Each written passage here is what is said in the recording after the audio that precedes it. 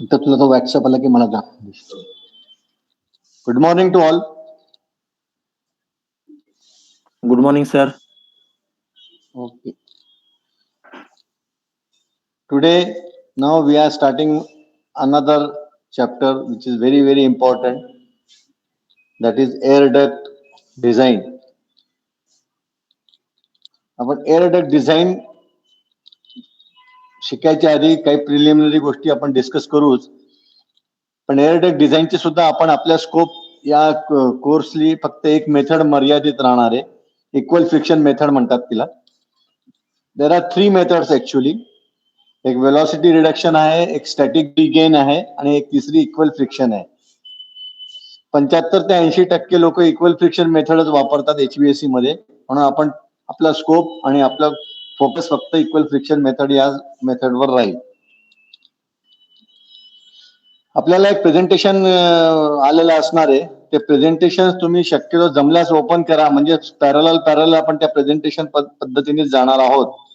तर काही तुम्हाला रेफरन्स घ्यायचे असेल तर रेफरन्स घेऊ शकतात. कारण काही डायग्राम्स बोर्डावर काही काढता येणार नाहीत आपल्याला, तर तुम्हाला ते रेफरन्सेस तुमच्या प्रेझेंटेशन मध्ये आहे आणि ते तुम्ही नंतरही चेक करू शकता, वाचू शकता. त्यानंतर काही चार्ट्स आणि ग्राफ्स पण आपल्याला काल डिस्प्ले केलेले आहेत. त्याचा उपयोग आपल्याला काही कॅल्क्युलेशन्स करण्यामध्ये होईल आज. तर तो पण आपल्याला रेफर करावा लागतील. So basically to start with the air duct म्हणजे काय, त्याचं फंक्शन काय, what is the basic function of air duct. Air डक्टचं बेसिक फंक्शन आहे की एका जागेवरून दुसऱ्या जागेवर एअरला कंडक्ट करणे. म्हणजे for example air handling unit पासून तर युजर पॉइंट पर्यंत, म्हणजे ग्रिल डिफ्युजर पर्यंत, जिथे आतमध्ये रूम मध्ये एअर डिलिव्हरी केली जाते तिथपर्यंत त्याला कंडक्ट करणं आणि कंडक्ट करून वेगवेगळ्या ब्रांचेसच्या थ्रू वेगवेगळ्या रूम्सला कंडक्ट करणं, परत तिथनं रिटर्न पिकअप करणं, परत एअर हँडलिंग युनिटला आणणं आणि ट्रीटमेंट प्रोसेस सुरू करणं.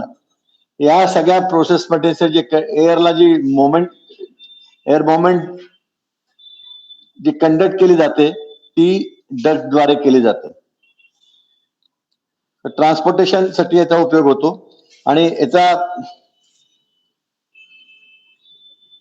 बेसिक फंक्शन त्याचं कोणी जर विचारलं तर असं. आता डक्ट बेसिक्स जर तुम्ही पाहिलं, तुमच्या प्रेझेंटेशन मध्ये पाहिलं तर 3 प्रकारचे डक्ट बेसिक्स आहेत. हे वाला प्रेझेंटेशन तू जे पाठवलं होतं ना, तू जे मला मेल केलं होतं ते वाला प्रेझेंटेशन अजून याच्यात नाही आहे. त्याच्यात तुझ्या मोबाईल मध्ये असलं तरच. आता लक्षात ठेव, डक्ट कुठल्या प्रकारचे असू शकतात बेसिक्स करता येतं ना, त्याच्यावर चेक करता येतं ना मोबाईल लोकांना. प्रेझेंटेशन ओपन केलंय का प्रत्येकाने, दिसतंय का त्यांना? प्रेझेंटेशन नाही मिळालेलं आहे सर. नाही पाठवले ना सर, प्रत्येकालाच पाठवलेलं आहे. पाठवलेलं आहे हा, ग्रुप मध्ये मेल पण केलेलं आहे. हा, पीडीएफ फाईल आहे सर, पीडीएफ फाईल आलेली आहे. ते नाही हो सुबोध, आता परवाचं नाही म्हणत आहे, त्याच्या आधीचं प्रेझेंटेशन नाही का केलेलं आहे आपण, जे ह्यांनी पाठवलं होतं. हा, ते मेलवर पाठवलंय ना प्रत्येकाला, जे ह्यांनी प्रसादने केलं होतं. तर कोणा प्रत्येकाला दिलेलं आहे का मेलवर?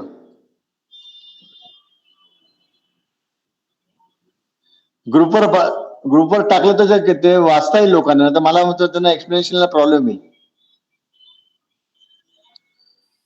तर टाकता येईल ग्रुपवर लगेच, ते लगेच टाक 2 मिनिटांमध्ये. म्हणजे मी थोडं थांबतोय. I just wait for 2 minutes to 5 minutes. तर प्रेझेंटेशन त्यांना लोड करू द्या, म्हणजे तुम्हाला मग आपल्याला त्या एक पेज वाईज आपल्याला जाता येईल.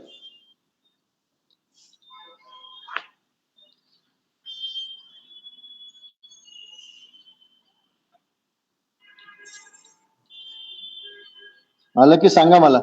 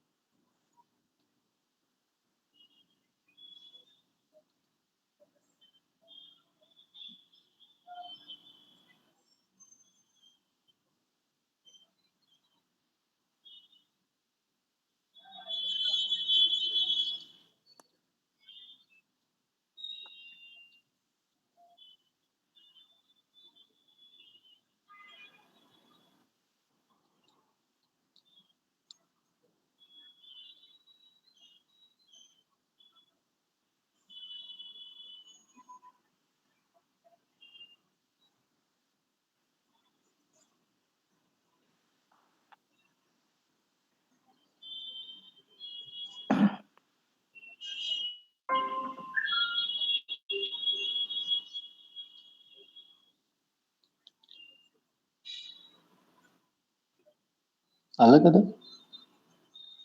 आलं सर, आलं. आलं आलं. ओपन करता मग. हो हो. हम्म.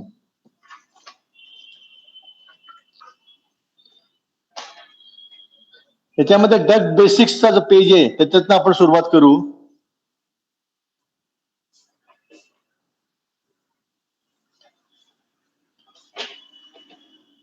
डक बेसिक दिसला. ओपन केलं का ओपन कुठे आहे होतंय सर? सर माझ्या याच्यात. ओपन होतंय सर, थोडा वेळ लागतोय. ओपन होतंय पण. हो ठीक आहे ठीक आहे.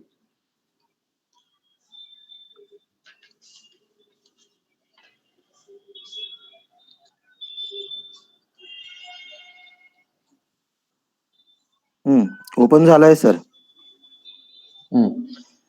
तर आता हे सगळ्यांना लक्ष द्या, प्रत्येक जण त्याच्याने आपण एक एक पेज वाईज डिस्कस करू. आता डक बेसिक्स वर आपण आहे. या पेजवर जर तुम्ही पाहिलं तर डक बेसिक्स कुठले आहेत? There are 3 types of ducts. एक रेक्टेंग्युलर डक्ट आहे, एक राऊंड डक्ट आहे आणि फ्लॅट किंवा ओव्हल टाइपचे डक्ट. या 3 टाइपच्या साइजेस जनरली मार्केटमध्ये वापरले जातात. मगाशी एक पॉइंट तुमच्या डेफिनेशन मध्ये एक महत्वाचा आहे की जी एअर आपण जी कंडक्ट करतो डक्टच्या थ्रू, त्याचा एक दुसरा पर्पज पण असा असतो की एअर म्हणजे जे आपला प्रोडक्ट आहे, जो प्रोडक्ट आहे त्याचा कुठल्याही ऍटमॉस्फिअरशी कॉन्टॅक्ट येता कामा नये, कंटॅमिनेशन होता कामा नये, म्हणून त्याला क्लोज डक्ट मधनं, लीक प्रूफ डक्टिंग मधनं ट्रान्सपोर्ट केलं जातं. तर त्याचा दुसरा पण पर्पज तो आहे. तर तुम्ही विदाऊट डक्ट नेली एअर तर त्याचा ऍटमॉस्फिअरशी कॉन्टॅक्ट होऊ शकतो आणि ती कंटॅमिनेट होऊ शकते. आता याच्यामध्ये 3 टाइपचे डक्ट आपण जनरली वापरले जातात. एक सर्क्युलर डक्ट आहे, तो सर्क्युलर डक्टचं पिक्चर मध्ये तुम्हाला दिसेल. दुसरं स्क्वेअर आहे आणि तिसरं रेक्टेंग्युलर आहे.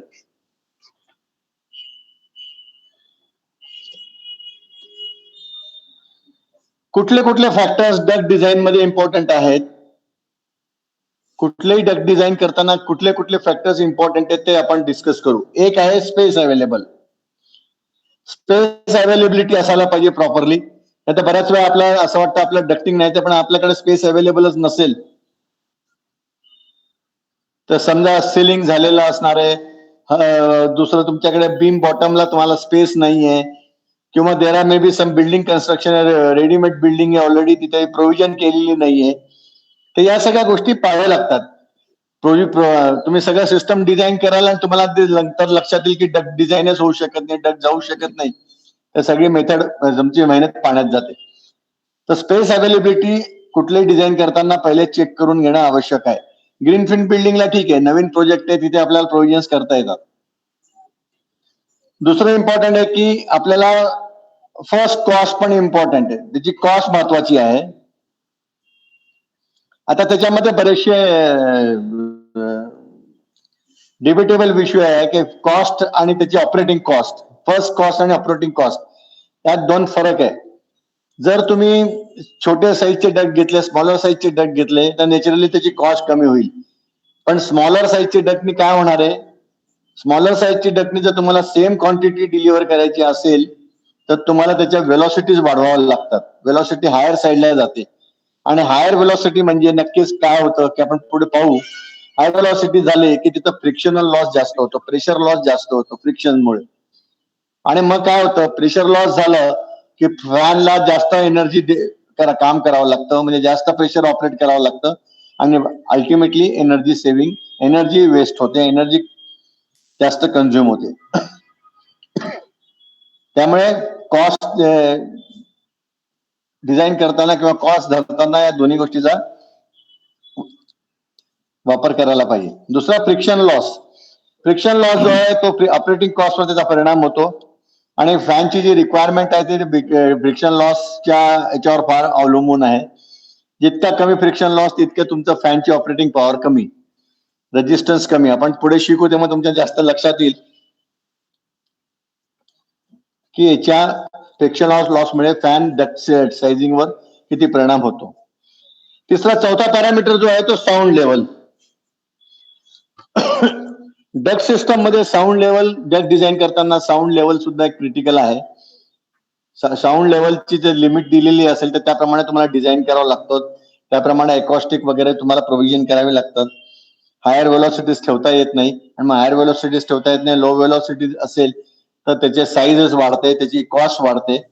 या सगळ्या पॅरामीटर्सला परम्युटेशन कॉम्बिनेशन वापर करून बेस्ट काय ते सिलेक्ट करावं लागतं आपल्याला. साऊंड लेवल इज ऑल्सो एक one of the important criteria. आणि साऊंड कमी करण्यासाठी, साऊंड अटेन्युएट करण्यासाठी काही मेथड्स आहेत, एकॉस्टिक मेथड्स आहेत, त्या अडॉप्ट केल्या जातात. लास्ट इम्पॉर्टंट फॅक्टर तुमच्या लक्षात असेल, आपण हीट लोड करताना नेहमी आपण एक सेफ्टी फॅक्टर घेतो, जो हीट डक्ट लिकेजेसमुळे म्हणा किंवा हीट गेन मुळे किंवा लिकेजेसमुळे, आता जितकं जास्त डक्ट असेल, सरफेस एरिया जास्त असेल, ते हीट गेन जास्त होऊ शकतात. तर ही डक्ट डिझाईन करताना हे पण पाहिलं पाहिजे की यातनं हीट गेन, कमीत कमी हीट गेन मध्ये आपल्याला ते डिझाईन करता आली पाहिजे. आणि प्रॉपर इन्सुलेशन असेल, ते हीट गेन झालेला असतो तो आपल्याला मिनिमाइज करता येतो. एक्सेसिव्ह टेम्परेचर आपल्याला त्याच्यामुळे हीट गेननी आपल्याला कमी करता येतं. या झाल्या factors which affect the duct design. आणि सर्वात आता नेक्स्ट फॅक्टर जो आहे, तर क्लासिफिकेशन ऑफ डक्ट मध्ये डक्ट डिझाईन क्लासिफिकेशन जे आहे, टर्मिनॉलॉजीज या वापरल्या जातात. त्याच्यामध्ये दोन प्रकारच्या डक्ट साइजिंग मध्ये सर्वात महत्वाच्या दोन गोष्टी वापरल्या जातात. एक आहे डक्ट वेलॉसिटीज. एक कॅटेगरी येते जी लो वेलॉसिटीज मध्ये धरली जाते, लो वेलॉसिटी धरली जाते, दुसरी हाय वेलॉसिटी धरली जाते. लो वेलॉसिटी मध्ये लो प्रेशर आउटलेट असतात, आणि कन्व्हेन्शनल डक्ट वर्क आपण जे करतो जनरली ते लो वेलॉसिटीज मध्ये असतात.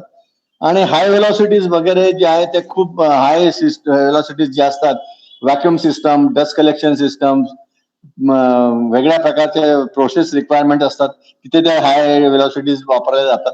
आपल्या HVAC त्याचा एवढा काही संबंध नाही, त्यामुळे आपण लो वेलॉसिटीज वरच आपण कन्सिडर करू.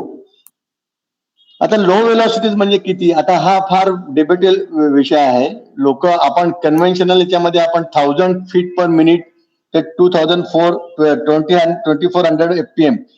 आता 2400 वेलॉसिटी ही मॅक्सिमम दिलेली आहे, पण HVAC इंडस्ट्रीमध्ये आपण 2400 वेलॉसिटी शक्यतो कधीच घेत नाही.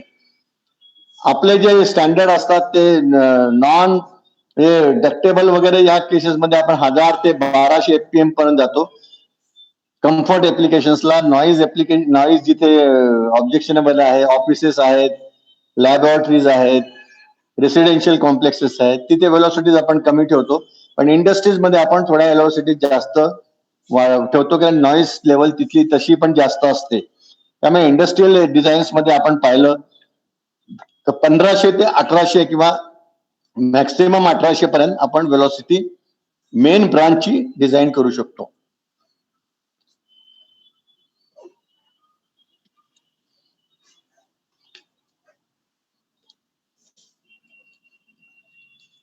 आणि ब्रांचेसच्या वेलॉसिटी जनरली पण त्यांनी स्पेसिफाय केलेल्या असतात.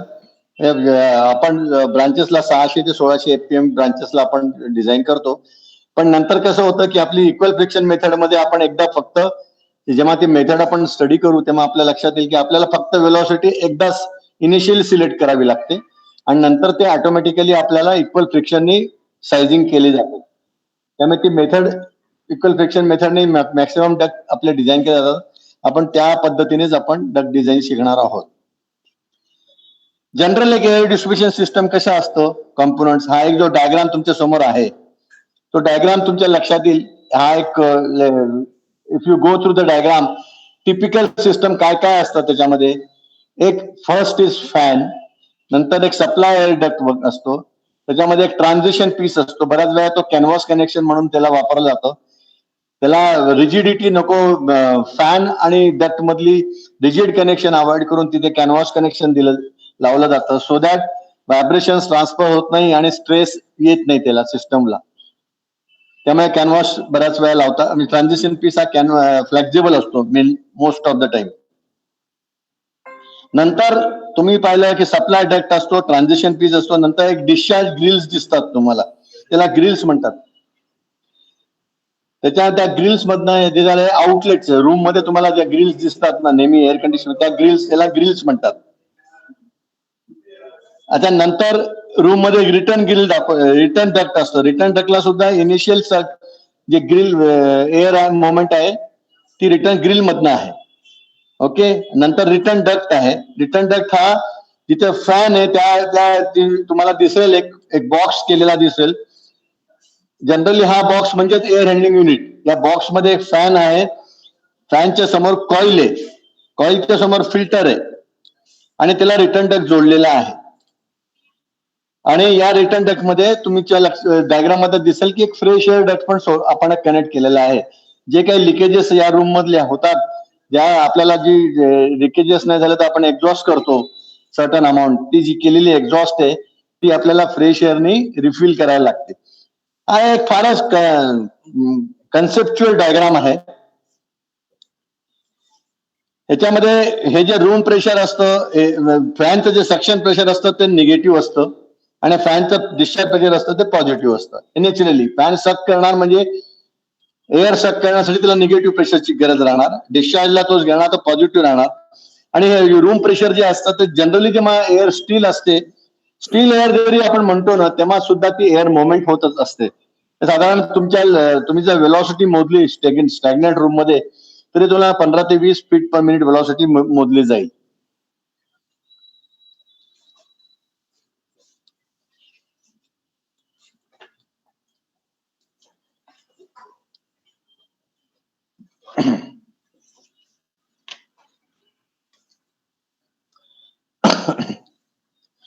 हे जे डिस्क्रिप्शन तुम्हाला याच्यामध्ये लिहिलेलं आहे त्यांनी, मी जे आता तुम्हाला एक्सप्लेन केलं ते description you can any time read out.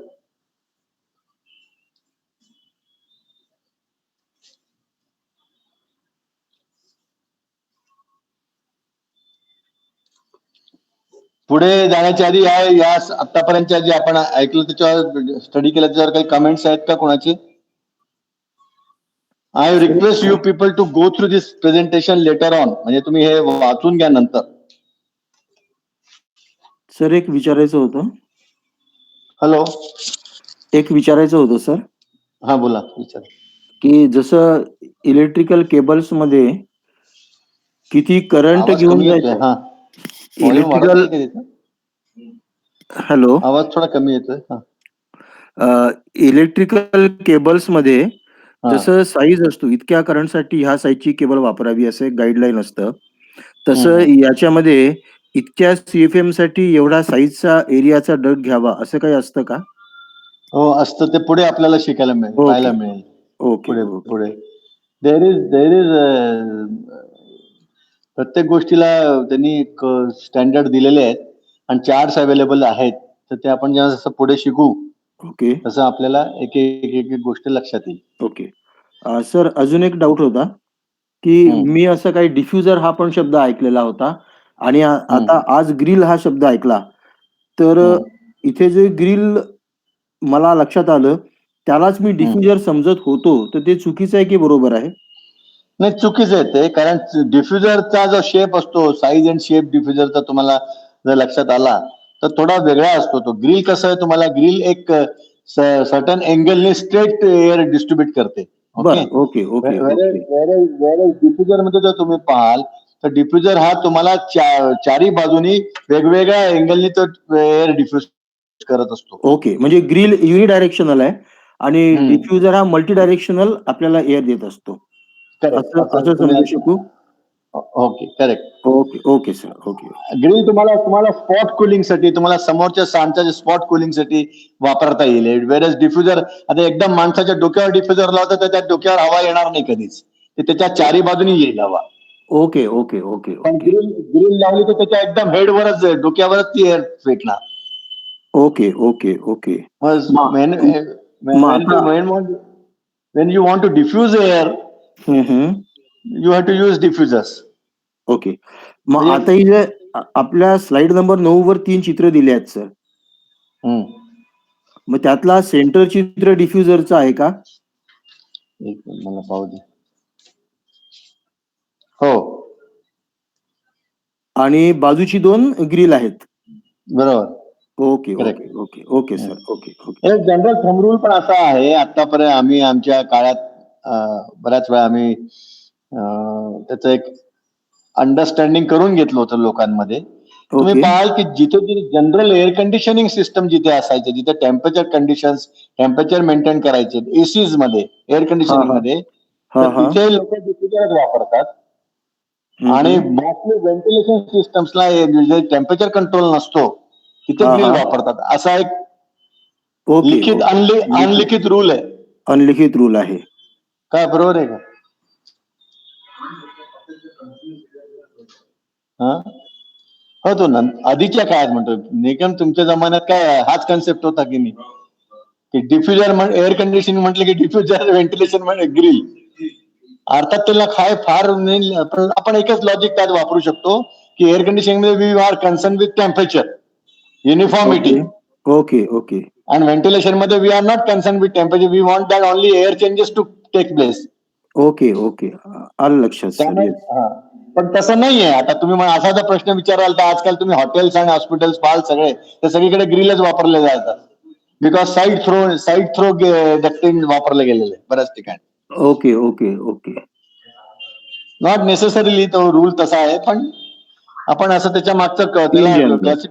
In general आपण तसं म्हणू शकतो त्याला. Okay, okay sir. Now next important factor is, फार महत्वाचा आहे, तो आहे आस्पेक्ट रेशो. हा शब्द तुम्ही बऱ्याच वेळा ठिकाणी ऐकला असेल.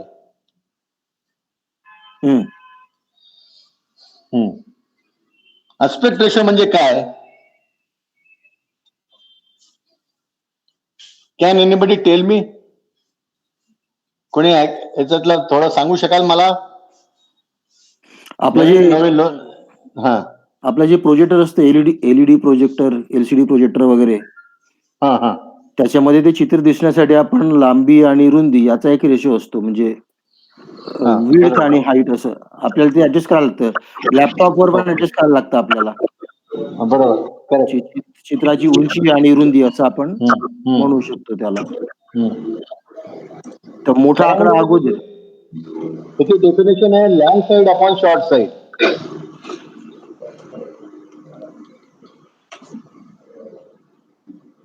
आणि डॅकच्या बाबतीत तसं केलं करायला गेलो तर width of the duct, HVAC मध्ये तुम्ही पाहिलं width of the duct is always more and height of the duct. बरोबर. Long side upon short side और width of the duct upon height of the duct हा aspect ratio म्हणतो. Hello hello, hello. समजलं का? आनंद भालेराव, ऋषिकेश, समजलं का तुम्हाला? हो सर. समजलं? हो सर. आता मला सांगा, एक स्क्वेअर डक्ट आहे. Rishikesh, I am asking you, square duct आहे, स्क्वेअर डक्ट, त्याचा आस्पेक्ट रेशो किती असेल?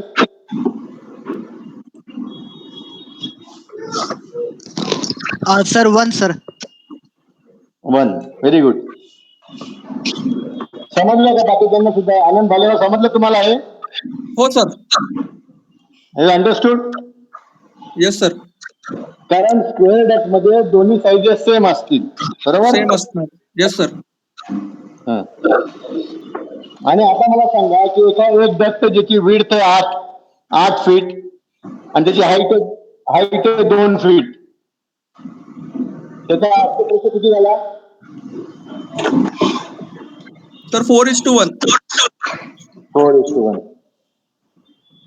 हे लक्षात ठेवा तुम्ही, हे दोन पॅरामीटर. आता याचे काय परिणाम होतात ते आपण पुढे पाहू.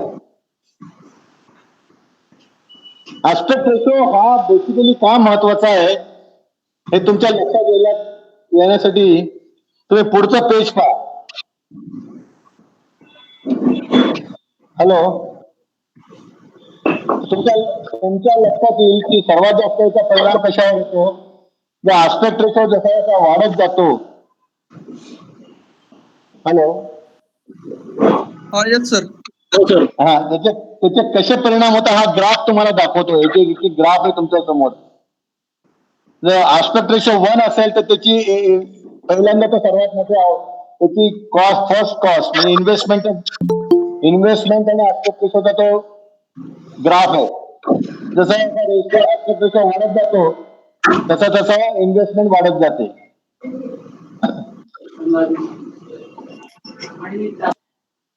आणि जसं जसं आस्पेक्ट रेशो वाढत जातो तसं तसं त्याची ऑपरेटिंग कॉस्ट वाढत जाते. हे आपण पुढे शिकू कशामुळे वाढते.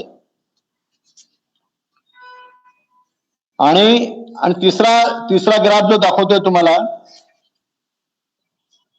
की जसं जसं आस्पेक्ट रेशो वाढत जातो तसं तसं हीट गेन पण वाढत जाते. आता 3 गोष्टी पहा. त्यांनी आस्पेक्ट रेशो वाढल्यामुळे इनिशियल कॉस्ट वाढली, ऑपरेटिंग कॉस्ट वाढली आणि हीट गेन वाढली. बरोबर?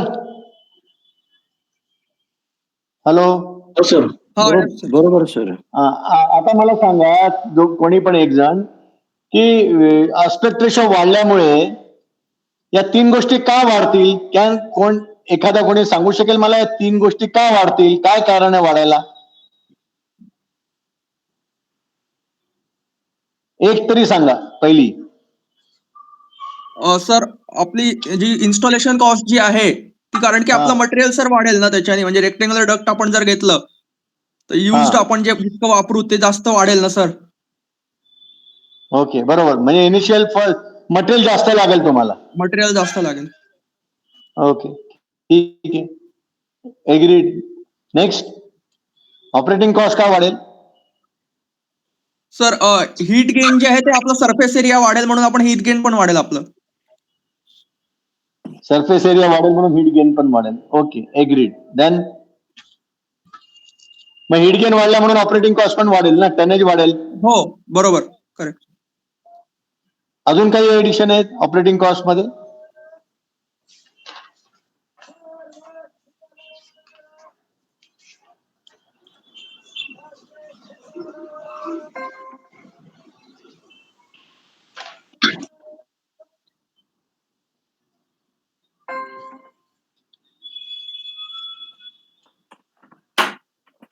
आपण पुढे शिकू. अजून आपण शिकलेलो नाही अजून तो चॅप्टर. पण आस्पेक्ट रेशो जसं जसं वाढत जातो तसं जसं मटेरियल वाढत जातं. Material requirement is increasing. बरोबर? हो सर. हॅलो. तसं सरफेस एरिया वाढतो आणि जितका जास्त सरफेस एरिया तितकं जास्त फ्रिक्शन. हा करेक्ट. मग जितकं जास्त फ्रिक्शन तितकं जास्त फ्रिक्शनल लॉस आणि जितका जास्त फ्रिक्शनल लॉस तितकं जास्त fan has to work more. So apart from heat gain सर्वात जास्त जो इम्पॅक्ट आहे आस्पेक्ट रेशोचा तो फ्रिक्शनल लॉस वर आहे. हा करेक्ट. ओके. येस. आता तुम्ही 13 नंबरची स्लाइड पहा.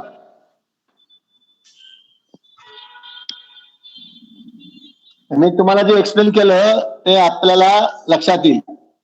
संजय तो व्हॉट्सअप आला का?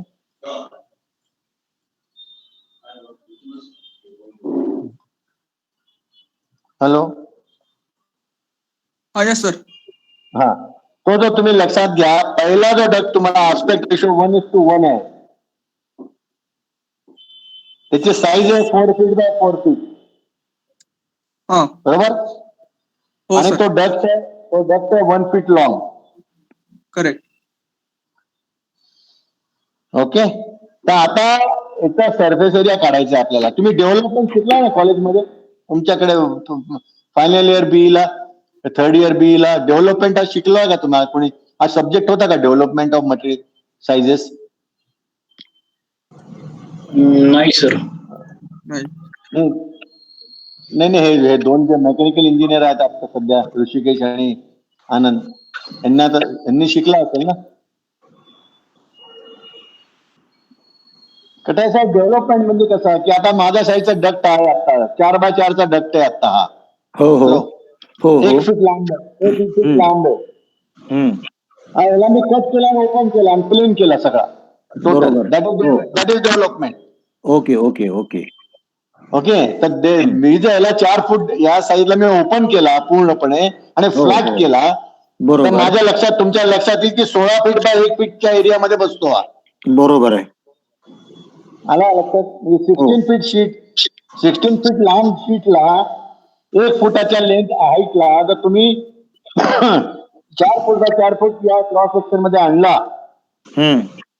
तर तुमचा जो पेरिमीटर तयार जो होते, पेरिमीटर माहिती आहे सगळ्यांना, हो सरफेस पेरिमीटर जो तयार होतो तो काय होतो, 16 फूट बाय 1 फूट म्हणजे 16 स्क्वेअर फूट झाला.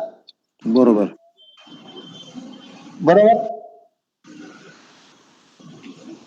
म्हणजे 16 स्क्वेअर फूट एरिया असताना या पर्टिक्युलर स्क्वेअर डक मध्ये मला 16 स्क्वेअर फूटचाच पेरिमीटर मिळतं जर माझा डकची लेंथ 1 फीट असेल तर. बरोबर. पण सेकंड केस मध्ये का माझा 16 स्क्वेअर फूटचाच एरिया आहे, क्रॉस सेक्शन एरिया माझा 16 स्क्वेअर फूटच आहे, 8 फीट बाय 2 फीटचा डक्ट आहे. हो. My duct is 8 foot by 2 feet. Okay. आणि तो पण लेंथ पण त्याची 1 फीटच आहे लांब. ओके. तर माझ्या याची वेलॉसिटी सेम राहणार आहे, एअर क्वांटिटी माझी सेम राहणार आहे. 16 स्क्वेअर फूट असल्यामुळे, क्रॉस सेक्शन सेम असल्यामुळे मी समजा 1000. आता लेट अस अंडरस्टँड दिस ऑल्सो कन्सेप्ट. आता माझा पहिल्या केस मध्ये 16 स्क्वेअर फूटचा क्रॉस सेक्शन एरिया आहे.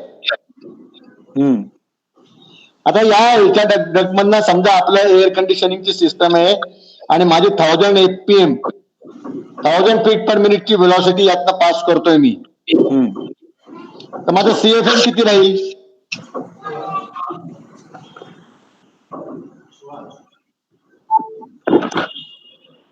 1000 फीट पर मिनिट आहे, 16 स्क्वेअर फीट एरिया आहे. CFM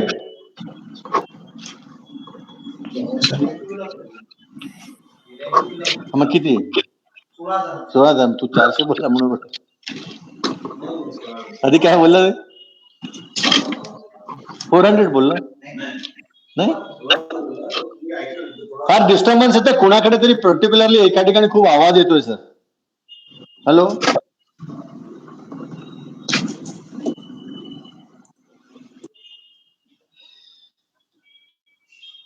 Hrishikesh, what is the CFM for this? Hello खडे साहेब. 16,000 सर. 16,000.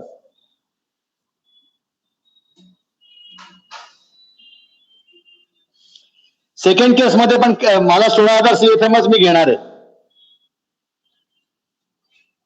पण माझा एरिया पण तिथे 16 स्क्वेअर फूटच आहे, साईज माझी 8 बाय 2 आहे. इथे काय वेलॉसिटी येणार सेकंड केस मध्ये?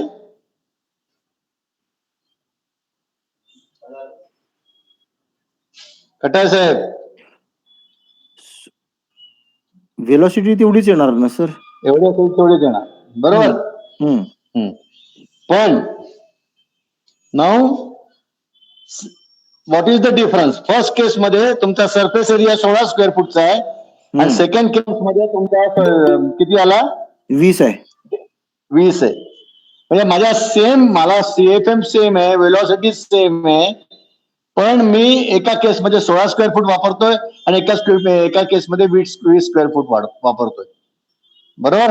बरोबर. त्यामुळे मला दुसऱ्या केसमध्ये माझी मटेरियल जास्त लागलं, माझं फ्रिक्शन जास्त लागलं, माझं हीट गेन जास्त झालं, माझं वर्कमॅनशिप जास्त लागली, मॅन पॉवर मला जास्त लावली. किती डिसएडव्हान्टेज आहे? येस. कोणी याचा विचार कधीच करत नाही. त्याचं कारण आता डिसएडव्हान्टेज काय आहे त्याचे आपल्याला लक्षात येतील, पण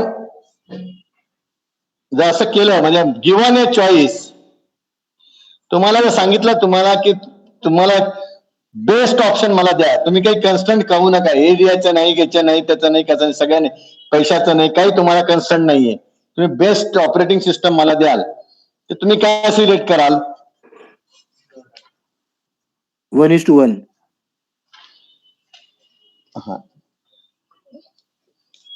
तुम्ही 1:1 कराल, पण late us understand Y 1:1. Go through the 16 number sheet.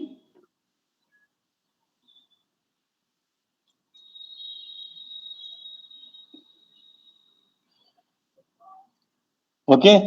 16 number sheet open केली? हो. नाव लेटेस्ट सी. आता तुम्ही म्हणताय 1:1 करायला पाहिजे, पण काय प्रॉब्लेम काय ते का करता येत नाही, लेटेस्ट अंडरस्टँड. आता स्क्वेअर डक्ट हा 1:1 आहे. हम्म. मला सांगा तुम्ही, हा मलाही पडलेला प्रश्न आहे. सर्क्युलर सेक्शन आहे, cross section area 1 square metre, hmm. 1 square cross section area 1 square metre येतो. तर त्याचं किती डायमीटर त्याने मेन्शन खालच्या ह्याच्यात आहे. ओके, सर्क्युलर सेक्शनला पॅरिमीटर कशी काढायची? पायडीने. पायडी ना. हा हा, मग आता 3.1 3.5154 समजा. आता पहिले आपण ऍडव्हान्टेज डिसएडव्हान्टेज धरू. राऊंड डक जर मी केला, बेस्ट इज माझा राऊंड डक. काय ऍडव्हान्टेज काय, सर्वात मोठा ऍडव्हान्टेज काय? Lowest friction. बरोबर. हो. Less material required for fabrication, minimum material required. ते पण आपण पाहिलं, पेरिमीटर सर्वात कमी लागते इकडे. पण तरी पण तुम्हाला राऊंड डक दिसत नाही कुठे. का? कारण हाईट डिसएडव्हान्टेज मध्ये height required to install round duct is more. आपल्याकडे कधी एअर कंडिशनिंग किंवा या सिस्टमला असं कधी स्पेस अवेलेबल नसते, दिलेलीच नसते. तुम्हाला 90% केसेसमध्ये बिल्डिंग तयार केल्यानंतर काम करायला सांगितलं जातं. त्यामुळे एअर कंडिशनिंग डक्ट साठी कोणी फार असा, मला अजून 30-40 वर्षामध्ये असा कॉन्ट्रॅक्टर किंवा असा आर्किटेक्ट, असा डिझायनर अजून आढळला नाही की त्यांनी तुम्हाला दिली 1 मीटरची हाईट, तुम्हाला पाहिजे तर डक्टिंग डिझाईन करा, असं कधीच दिलेलं आढळलं नाही आजपर्यंत. आजही तेच प्रॉब्लेम्स होतात ते. त्यामुळे राऊंड डक्ट हा ऑप्शन कितीही चांगला असला तरी कुठेही वापरला जात नाही, बिकॉज ऑफ दिस डिसएडव्हान्टेज. आणि त्याला फॅब्रिकेशनला टाइम जातो, वेळ जातो. ही आता हा जुना कन्सेप्ट होता. आता बरेच टेक्नॉलॉजी पुढे आलेली आहे. आता time may not be a factor, पण हाईटचा प्रॉब्लेम आधी आहे.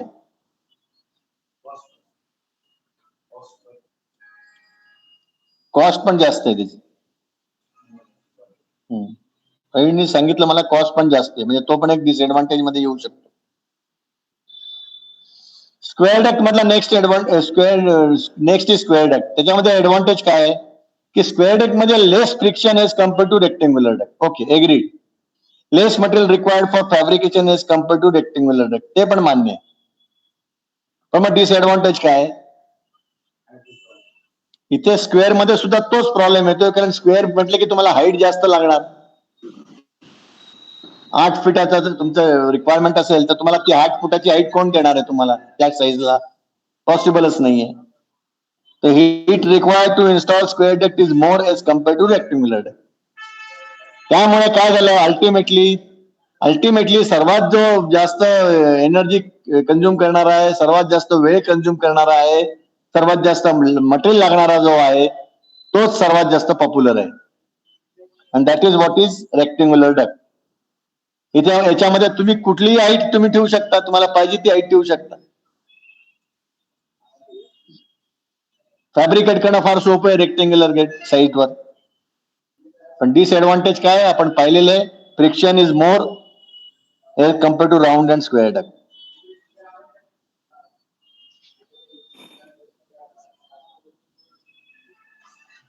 आलं लक्षात? Okay sir.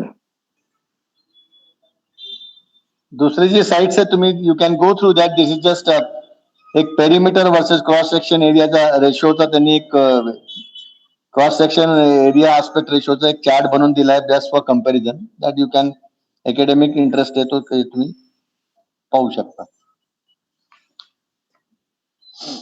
नाउ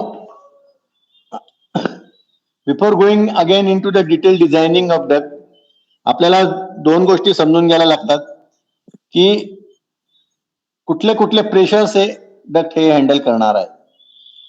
याच्यामध्ये 2 टाईपचे प्रेशर्स असतात. एक असतं स्टॅटिक प्रेशर, ज्याला आपण डॉमिनेटिंग लोड म्हणतात, किंवा pressure difference across the duct wall in and out, entry आणि आउटलेटचं डक्टचं जे आहे ते, त्याला एक स्टॅटिक प्रेशर आहे. आणि दुसरी डायनामिक प्रेशर आहे, ज्याला आपण वेलॉसिटी प्रेशर पण म्हणतो. आता वेलॉसिटी तुम्हाला मगाशी आपण शिकलो, पाहिलं की लो प्रेशर वेलॉसिटी म्हणजे less than 2000 feet per minute pressure, low प्रेशरचे सिस्टम असतात ते 2000 फीट पर मिनिट व्हेलॉसिटीला असतात आणि त्याचं static pressure generally 2 inch 50 mm पर्यंत असतात. मीडियम क्लास मध्ये व्हेलॉसिटी 2000च असतात, पण pressure can be go up to 6 inch. हे आपण जे इंडस्ट्रीला ज्या फार्मास्युटिकल ऍप्लिकेशन्सला वापरतो किंवा इंडस्ट्रीमध्ये वापरतो, जिथे इलेक्ट्रॉनिक इंडस्ट्रीजमध्ये ज्या HUs वापरले जातात, त्याच्यामध्ये फाईन फिल्ट्रेशन येतं. याच्यामध्ये हेपा फिल्टर्स ऍड केले जातात. पुढे इलेक्ट्रॉनिक मध्ये हेपा केले जातात, तुमच्या फार्मास्युटिकल्स मध्ये केले जातात. जेव्हा क्लासिफिकेशन क्लीन रूम्स मध्ये आपण जेव्हा फिल्ट्रेशन वापरतो, तेव्हा बऱ्याच वेळा स्टॅटिक तुम्ही पाहिलं तर मॅक्सिमम 6 इंच म्हणजे 150 mm पर्यंत स्टॅटिक गेलेलं असतं. आणि हाय प्रेशर सिस्टम, याच्याहून जास्त हाय प्रेशर सिस्टम असतात, त्या 150 mm चे पुढे जातात, 6 mm चे पुढे असतात. काही ठिकाणी फार्मास्युटिकल्स मध्ये सुद्धा वापरले गेले आहेत 8 इंचापर्यंत, जिथे रिटर्न रायझर मध्ये पण हेपा फिल्टर असतात, सप्लाय मध्ये पण हेपा फिल्टर्स असतात, तिथे AHUs मध्ये बॅक फिल्टर्स असतात. फिल्ट्रेशनमुळे बरेचसे प्रेशर्स वाढलेले असतात. पण जनरली आणि याच्याही पुढे जास्त प्रेशर जे वापरले जातात ते सेंट्रलाइज व्हॅक्युम सिस्टम किंवा डस्ट कलेक्शन सिस्टम, ज्याच्यामध्ये 20 इंचच्या पुढे प्रेशर वाढलेले जातात. त्याला हाय प्रेशर कॅटेगरीमध्ये जनरली जातात. आता स्टॅटिक प्रेशर म्हणजे काय? बेसिकली स्टॅटिक प्रेशर जे आहे हे fan has to develop the static pressure to overcome all the resistances. त्या सिस्टम मधल्या जेवढ्या रेजिस्टन्स असतात, त्या सिस्टमचे रेजिस्टन्स ओव्हरकम करण्यासाठी फॅनला तेवढं प्रेशर डेव्हलप करायला जातं. म्हणजे स्टॅटिक प्रेशर जर नसेल, जर प्रेशर ड्रॉप नसेल सिस्टम मध्ये, तर तुमच्या त्याच्यामध्ये मोमेंट्सच होणार नाही, म्हणजे ट्रान्सफरच होणार नाही एअर. म्हणजे जर तुम्हाला कुठल्याही गोष्टीमध्ये जर फ्लो पाहिजे असेल, समजा हा एक डक्ट आहे, हा डक्ट आहे आणि याच्यामध्ये हा P2 आहे आणि हा P1 आहे, आणि इथे जर तुम्हाला फ्लो पाहिजे असेल तर P2 has to be more than P1, otherwise flow येणार नाही. हा एक सिंपल कन्सेप्ट आहे. तर स्टॅटिक प्रेशर जे असतं, समजा तुम्ही एखादा फॅन चालू आहे, डक्ट चालू आहे आणि डक्टच्या आउटलेटला एक डॅम्पर आहे, ते डॅम्पर बंद केलं, पूर्णपणे बंद केलं डॅम्पर तुम्ही, तर काय होईल? तर डक्ट असा फुगेल. इट विल काय म्हणतात त्याला, स्वेलिंग येणार, स्वेल होणार तो पूर्ण डक्ट. कशामुळे येणार तो स्वेलिंग? सरफेसवर जे एअर प्रेशर एक्ट होईल त्याच्यामुळे ते स्वेलिंग होणार. दॅट एअर प्रेशर जे आपण ज्याच्यामध्ये स्वेलिंग येणार आहे, ज्याच्यामुळे तो फुगणार आहे, that is what is known as static pressure. Okay. आणि अशा वेळेस काय होईल? जेव्हा जसं तुम्ही डॅम्पर ओपन केलं, the moment you open the damper, air will start flowing. जी एअर ज्या फ्लो होणार आहे, ते फ्लो जे प्रेशर आहे ते that is known as velocity pressure. आणि स्टॅटिक प्रेशर आणि व्हेलॉसिटी प्रेशर मिळून, दोन्ही मिळून जे प्रेशर होतं त्याला म्हणतात total pressure. So total pressure is the sum of static pressure plus velocity pressure. बरोबर? आता मला सांगा, आता स्टॅटिक प्रेशर जे आहे ते 2 प्रकारे असू शकतं. It can be negative, it can be positive. Negative काय असेल ते? कारण फॅन जेव्हा सक करणार आहे एअर, तेव्हा तिथे निगेटिव्ह प्रेशर क्रिएट होणार आहे. So static can be negative आणि static can be positive also. Okay. आता व्हेलॉसिटी प्रेशर कसं असेल? वेदर इट इज काय असणार व्हेलॉसिटी प्रेशर? निगेटिव्ह असेल की पॉझिटिव्ह असेल? पॉझिटिव्ह असेल. Velocity pressure is always positive, whether it is in suction side, or whether it is in discharge side. कारण velocity pressure is created by velocity air moment. Air motion मुळे असल्यामुळे ते always positive राहणार. Okay. आता याच्यामध्ये तुम्ही diagram जर पाहिला, 21 नंबरचा डायग्राम किंवा त्याच्या आधीचा डायग्राम तुम्ही पाहिला, 20 नंबरचा डायग्राम, 19 नंबर, जे तुम्ही जर स्टडी केलं तर तुमच्या लक्षात येईल की हे जे प्रेशर मेजरमेंट्स केले जातात हे कसे मोजले जातात? आता तुम्ही 20 नंबरचा जर डायग्राम पाहिला, 20 नंबरचा डायग्राम काय करतो, एक प्रोब जो आहे तो फॅनच्या डायरेक्ट म्हणजे एअर फ्लोच्या डायरेक्शन मध्ये आहे, आणि एक प्रोब जो आहे तो बिलकुल सरफेस एरियाला लावलेला, टच केलेला आहे. जेव्हा आपण हे मेजरमेंट तुम्ही पाहिली असेल, तुम्ही ऐकलं पण असेल की पिटॉट ट्यूब म्हणून एक इन्स्ट्रुमेंट वापरलं जातं एअर फ्लो मेजरमेंट करायला. तर ते पिटॉट ट्यूब जेव्हा मेजरमेंट वापरलं केलं जातं तेव्हा पिटॉट ट्यूबला 2 असे होल असतात. एक होल समोर असतं आणि एक होल जे असतं आतमध्ये ट्यूब याच्यामध्ये, एक होल जे असतं ते साईडला असतं, ट्यूबच्या साईडला असतं, आणि एक होल फ्रंटला असतं. ते फ्रंट होल आहे ते डायरेक्शनच्या समोर फेस करत असतं, आणि साईड होल आहे ते साईड वॉलला फेस करत असतं.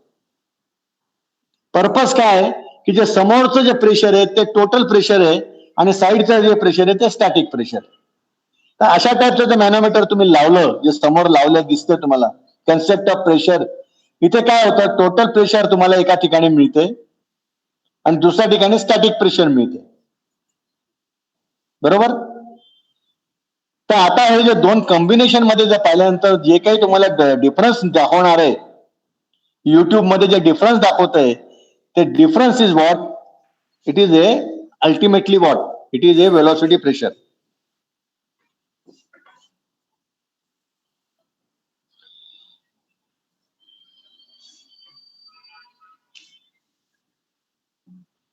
Total pressure minus static pressure is equal to velocity pressure.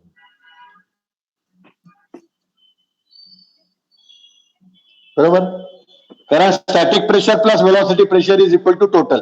तर टोटल आपल्याला वेलॉसिटी प्रेशर नाही मोजता येत, आपल्याला मोजता येत नाही वेलॉसिटी प्रेशर, म्हणून आपण काय करतो, टोटल प्रेशर मोजतो पिटॉट ट्यूबनी, जे समोर फेस करून सेंटरच्या ट्यूब मधनं जे एअर येते ते टोटल प्रेशर दाखवतो, आणि साईडला जे एअर दाखवतो ते स्टॅटिक प्रेशर दाखवतो. तर आपण स्टॅटिक मोजतो, टोटल मोजतो, आणि डिफरन्स ऑफ दोघांच्या मॅनोमीटर मधले डिफरन्स आहे त्या डिफरन्सनी आपण वेलॉसिटी प्रेशर मोजतो. पुढे मागे जे डीपी ट्रान्समीटर वगैरे झालेले आहेत, डिफरन्शियल प्रेशर ट्रान्समीटर, हे किती काही झालं डेव्हलप झालं तरी शेवटी अल्टिमेटली हे 2 प्रोब बाहेर काढले जातात, आणि 2 प्रोबनेच त्या डीपी प्रेशरला कनेक्ट केलं जातं. इथे डीपी ला याचं जोडलं जातं आणि हे सिग्नल जातो व्हीएफडी ला. Total pressure minus pressure will give you velocity pressure. That velocity pressure goes to give the feedback. त्याला पुढचं कन्वर्ट करून तुम्ही त्याला 0 to 10 किंवा 4 to 20 मिलियन्स मध्ये कन्वर्ट करून यू ऑपरेट द व्हीएफडी. म्हणजे शेवटी काय, ऑपरेट करायला सिग्नल जातो वेलॉसिटी प्रेशरचाच, कारण वेलॉसिटी प्रेशर जितकी वेलॉसिटी त्याच्यावरच तुमचं सीएफएम वॉल्यूम आहे, क्रॉस सेक्शन फिक्स आहे, वेलॉसिटी बदलेल. वेलॉसिटी चेंज झाली तर किती झाली, काय झाली, वेलॉसिटी मध्ये किती चेंजेस आला हे आपल्याला जाणून घेणं गरजेचं आहे. वेलॉसिटी प्रेशर हे कम्पॅरेटिव्हली कमी असतं, खूप कमी असतं. स्टॅटिक प्रेशर हा प्रकार जास्त असतो. जनरली हे फॅन जे डील केले जातात, जे डिझाईन केले जातात, एअर कंडिशनिंगचे जे फॅन्स आहेत, एसीचे, व्हेंटिलेशनचे, त्याच्या फॅन आउटलेट वेलॉसिटी एक असतो. कुठल्याही स्पेसिफिकेशनला तुम्ही जर पाहाल तर त्याच्यावर एक शब्द असतो लिहिलेला, फॅन आउटलेट वेलॉसिटी. कुठलाही ब्लोअर असतो, समजा हा ब्लोअर आहे तुमचा, ह्याची साईज असते, ही साईज, ह्याच्यामध्ये डिलिव्हरी एअर जी केली जाते ही साईज असते, हा जो स्क्वेअर असतो, बेस्ड ऑन दॅट हा आता तुमची ही जी वेलॉसिटी असते, लेटेस्ट से 2 फीट बाय 2 फीट आहे, 2 feet by 2 feet 4 square feet आहे, आणि त्याची वेलॉसिटी जी असते जनरली सगळ्या ब्लोअरची velocity generally 2000 feet per minute या वेलॉसिटीला साईज केले जातात ब्लोअर्स. म्हणजे या 2 फीट बाय 2 फीट स्क्वेअरला ब्लोअरची कॅपॅसिटी 8000 सीएफएम. तुम्ही एखाद्या ठिकाणी गेले आणि तुम्हाला दिसलं की हा साईज 1 फूट बाय 1 फूट आहे, लेटेस्ट से 1 फूट बाय 1 फूट आहे, आणि तो म्हणतो की माझी ही कॅपॅसिटी मला मॅन्युफॅक्चरने 8000 दिलेली आहे, तर तुम्ही त्याला फ्रँकली सांगू शकता, तुम्हाला त्यांनी वेड्यात काढलेलं आहे. It is not, this blower cannot give you capacity more than 2000 CFM.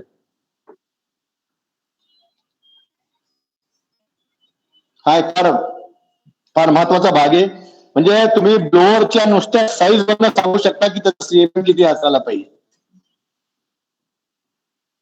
Generally सांगतोय मी तुम्हाला 2000 फीट पर मिनिट, तुम्ही कुठेही कसंही चेक करा. त्याला दुसरा एक पॅरामीटर आहे. आता हा याचं वेलॉसिटी प्रेशर किती, 2000 फूट पर मिनिटला आपण वेलॉसिटी प्रेशर किती. तर जनरल एक फॉर्म्युला जो आहे पुढे सगळीकडे तो वापरला जातो, बॅलन्सिंग साठी पण वापरला जातो.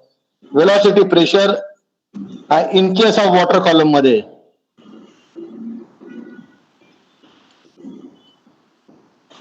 हा फॉर्म्युला आयुष्यभर लक्षात ठेवण्यासारखा फॉर्म्युला आहे.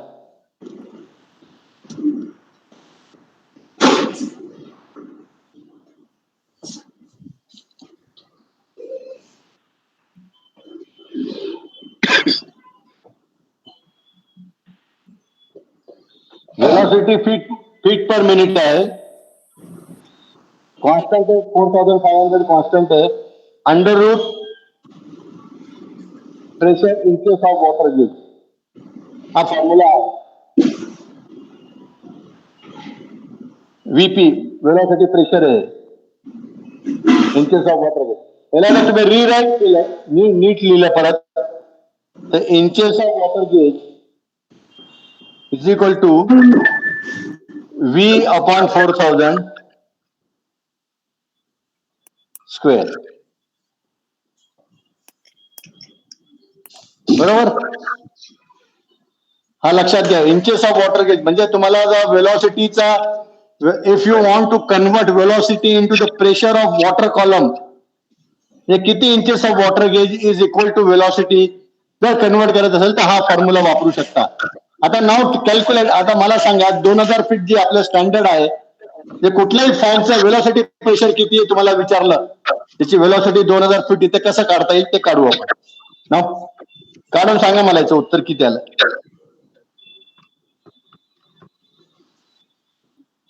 शक्यतो ते MM मध्ये काढा, इंचेस काढल्यानंतर MM मध्ये सांगा मला.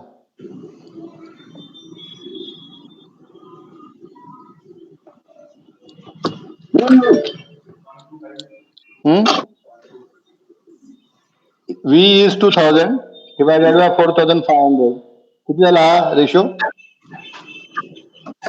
रेशो किती? 2000 0.49 स्क्वेअर किती येईल? 0.5 चा त्याचा स्क्वेअर करायला पाहिजे. 0.25 इंचेस. ह्याला आता मल्टिप्लाय करा 25.4 ने, MM मध्ये काढू. तुला लक्षात आलं असेल की पहिला 6 mm प्रेशर असतं वेलॉसिटीचं. कुठल्याही ब्लोअरचे स्पेसिफिकेशन, तू क्रुगरचा कुठलेही स्पेसिफिकेशन उद्या काढून पहा, तुझ्याकडे आलेले असतील ते. ब्लोअरचे जे स्पेसिफिकेशन असतात, कॅरेक्टरिस्टिक कव्हर असतात ब्लोअरचे, त्याच्यामध्ये वेलॉसिटी प्रेशर 2000 फीट नाही लिहित, ते काय लिहितात वेलॉसिटी प्रेशर 6 mm. आणि ब्लोअरचा स्टॅटिक प्रेशर तुझं 125 आहे समजा, तर 125 प्लस 6 टोटल झालं तुझं. फाईन टोटल प्रेशर तुझं झालं 131 mm ऑफ वॉटर गेज.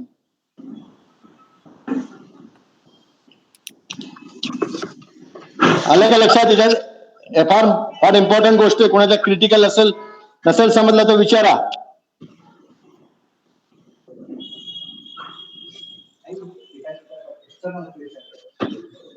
ते फक्त एक्सटर्नल म्हणजे पुढचं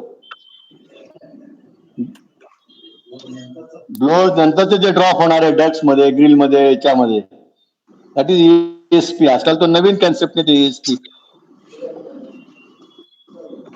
ते एक्सटर्नल स्टॅटिक प्रेशर असतं ना, ते म्हणजे इंटरनल सगळं कॅल्क्युलेट करून त्यांनी जे अवेलेबल आहे ते देतात आउटलेटला. बरोबर. आता नाही, तुम्ही जे तुमच्या डायकिन मध्ये जे प्रत्येक ठिकाणी ESP दिलेलं असतं, ESP म्हणजे जनरली काय त्यांचं म्हणायचं, ESP म्हणजे मला असं वाटतं की ब्लोअरच्या नंतरचं जे काही तुमचं डिलिव्हरी आहे तुमचं, त्याला ESP हा शब्द काय वापरला गेलेला मोस्टली, आता माझं समज आहे, म्हणजे तुम्ही करेक्ट करा, आय मे बी रॉंग, जेवढ्या डक्टेबल आहे तुझा नॉन डक्टेड, म्हणजे त्याला रिटर्न डक्ट नाहीये, they are not return ducted. बरोबर. रिटर्न डक्टेड नसल्यामुळे त्याला एक्सटर्नल ESP हा शब्द प्रचलित आहे. नाही तर जेव्हा ब्लोअर कनेक्टेड त्याला ESPचा प्रश्न येतो कुठे? म्हणजे हो. टोटल प्रेशर ड्रॉप करायचं ना त्याला जर रिटर्न डक्ट मधले प्रेशर ड्रॉप करायचंय, त्याला रिटर्न कॉईल मधले प्रेशर ड्रॉप करायचंय, तिथे ESP येणार नाही ना. मला ते लक्षात येत नाही अजून. नाही, तुम्ही म्हटल्याप्रमाणेच रिटर्न एअर डक्ट नसल्यामुळे ते फक्त मशीन फिल्टर लॉस, फॅनच्या इथले बाकीचे लॉस, कॉईलचे लॉस धरून एक्सटर्नल जे बाहेर येईल तेवढंच देतात. बरोबर. म्हणजे आता समजा तुमच्या केसमध्ये एखाद्या डायकिनच्या मशीननी समजा 7 mm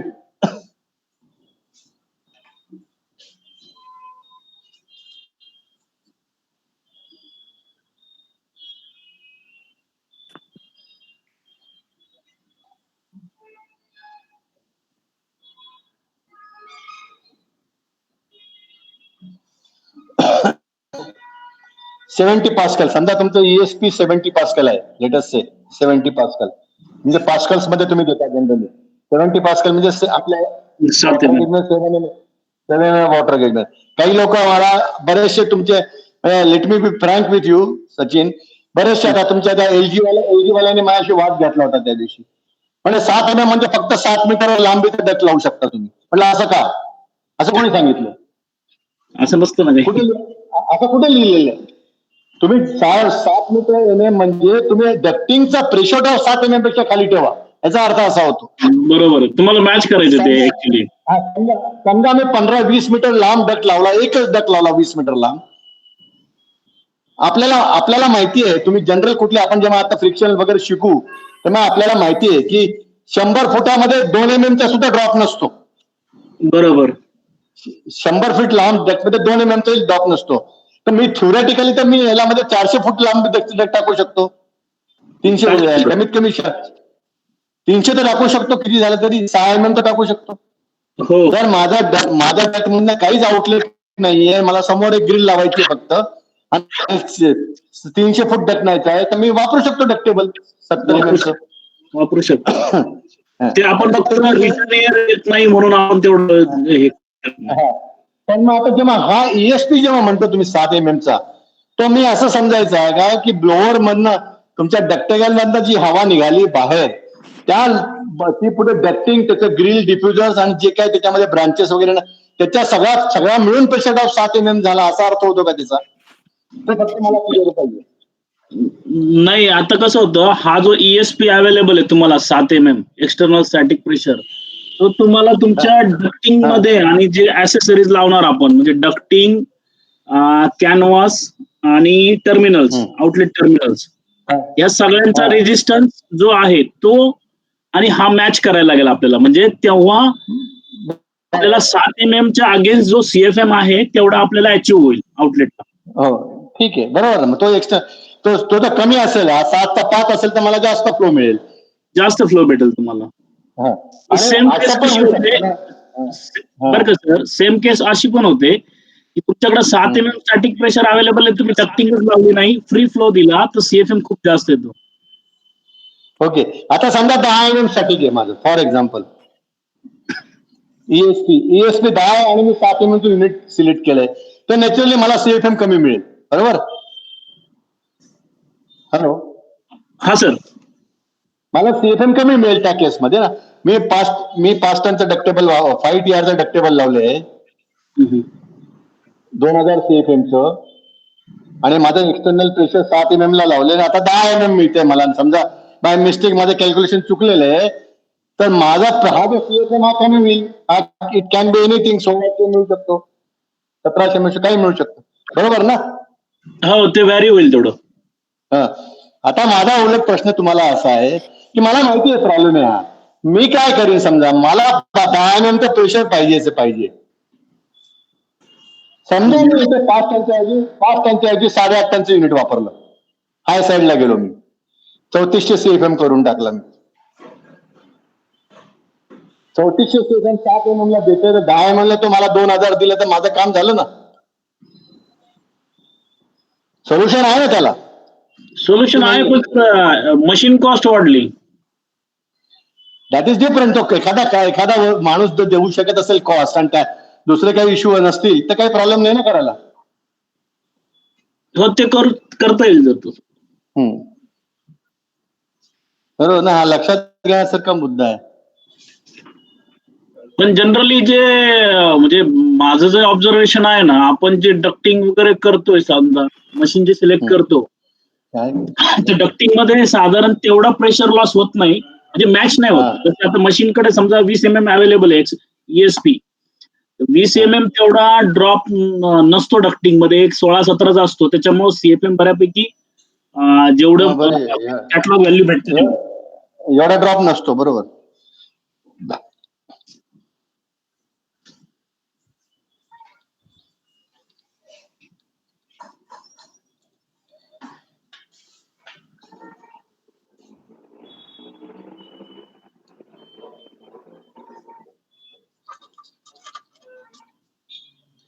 आतापर्यंत आपण सगळ्यांना हे माहिती आहे की velocity is equal to CFM divided by square foot area हे काढता येतं, किंवा CFM is equal to velocity into square foot area. तुम्ही फक्त युनिट्स कडे लक्ष देत जा. जेव्हा CFM असेल तर वेलॉसिटी पण FPM पाहिजे, स्क्वेअर फूट पाहिजे. मीटर क्यूब मध्ये असेल तर तुम्हाला त्याप्रमाणे त्याचे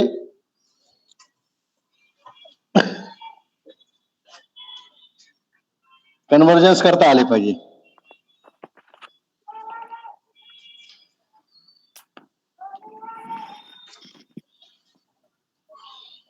पेज नंबर 30 कडे थोडं लक्ष द्या. आपण हे पुढे शिकणार आहे. आता जस्ट फक्त रिव्ह्यू करा. आपण एक सॅम्पल एक्झाम घेणार आहे. आता जो तुम्हाला दिसतोय की फॅन डिस्चार्ज व्हेलॉसिटी म्हणजे सेक्शन दिसतोय, एक A सेक्शन आहे, दुसरा BC सेक्शन आहे, तिसरा C-D आणि D'E. आपण हे इक्वल फ्रिक्शन मेथडनी करणार आहोत पुढे.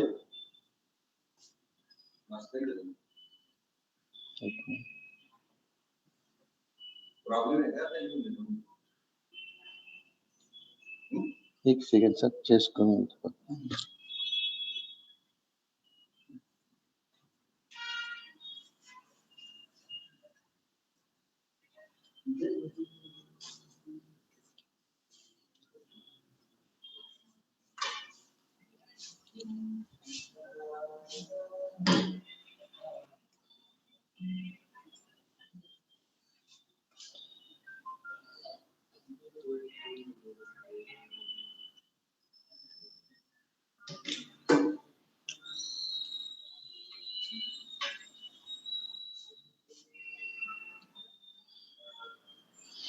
आता फॅन स्टॅटिक प्रेशर आपल्याला जर वर्कआउट करायचं असेल तर आपल्याला कुठल्याही गोष्टी म्हणजे फॅन आपल्याला एकमेव फॉर्म्युला माहिती आहे. तो फॉर्म्युला म्हणजे सगळ्यांना माहिती की फॅन, परत सांगतो मी, fan total pressure is equal to fan static pressure plus fan velocity pressure. किंवा फॅन स्टॅटिक प्रेशर जर काढायचं असेल, fan total pressure minus velocity pressure.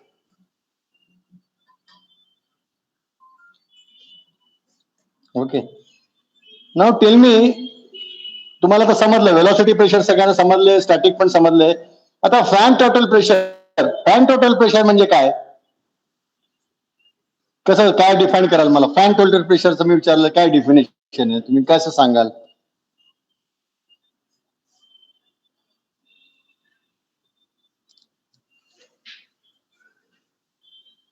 काय असतात, छोट्या छोट्या गोष्टी असतात, पण ते सांगताना एकदम माणूस कन्फ्युज होऊन जातो. हे झालं पण ते असंच होत राहणार दिसतं, ते होईच तर. हॅलो, तुम्ही सगळ्यांना माहिती आहे की फॅन मध्ये काय असणार आहे, एक फॅनचं फंक्शनिंग सगळ्यांना माहिती आहे. फॅन इनलेट करणार, फॅन डिस्चार्ज करणार. आपल्याला स्टॅटिक प्रेशर काढायचं आहे. आपण एक एक्झाम्पल घेऊ, पण त्याच्या आधी मला एक्सप्लेनेशन सांगा.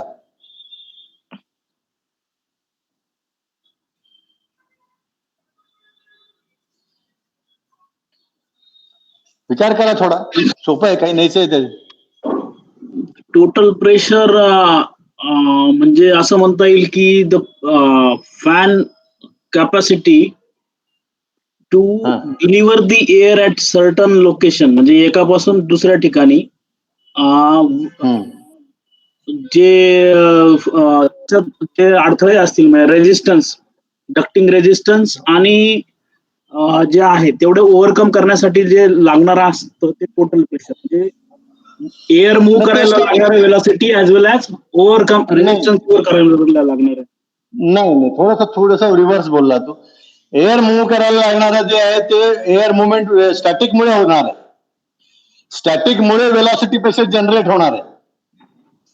जर प्रेशर नसेल, दोन ठिकाणी डिफरन्स नसेल, तर वेलॉसिटी जनरेट नाही होणार. प्रेशर ड्रॉप, समजा तुझा एखाद्या कॉइलचा रेजिस्टन्स 1 इंच आहे आणि फॅनला तर 1 इंच ओव्हरकम करण्यासाठी 1 इंचापेक्षा जास्त प्रेशर डेव्हलप करावं लागेल ना, तरच ते मुवमेंट डेव्हलप होईल. जर समजा मी 1 इंच डेव्हलप केला तर ते मॅच होईल, तर मुवमेंट नाही होणार तिथे.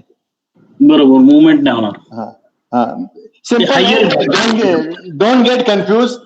सिंपल आहे, तुम्ही लक्षात घ्या. परत मी सिंपल भाषेत सांगतो. फॅन टोटल प्रेशर म्हणजे fan outlet pressure minus fan total pressure of outlet pressure of fan minus total pressure of inlet.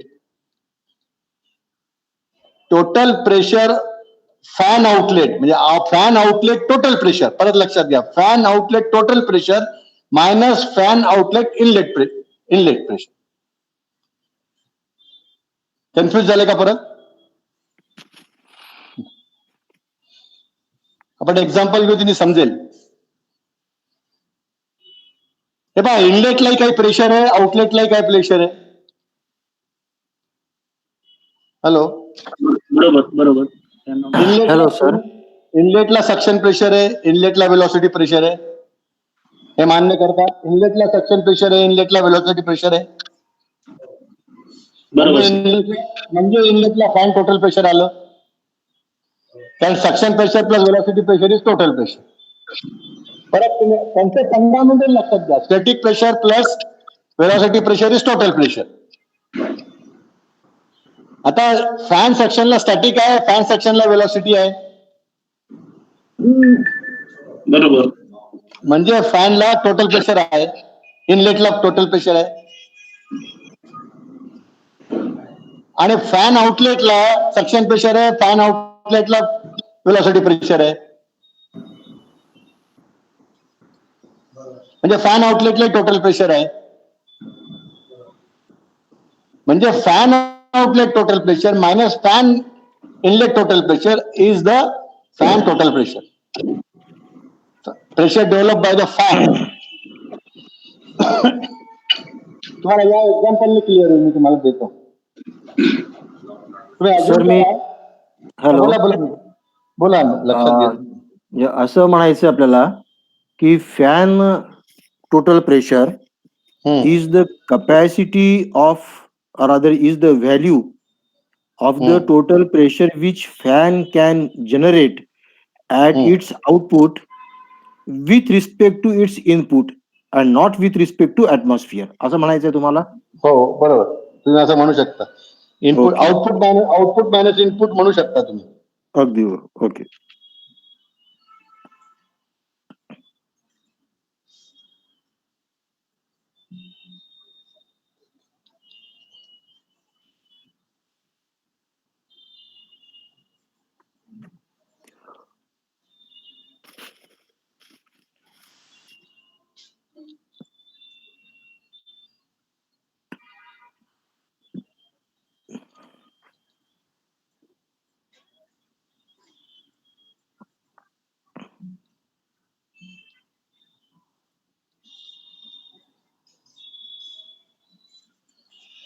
हे पहा, फॅन आहे एक, त्याचा inlet pressure suction static pressure fan inlet नीट लक्षात घ्या. स्टॅटिक प्रेशर फॅन इनलेट आहे -1.5 इंच.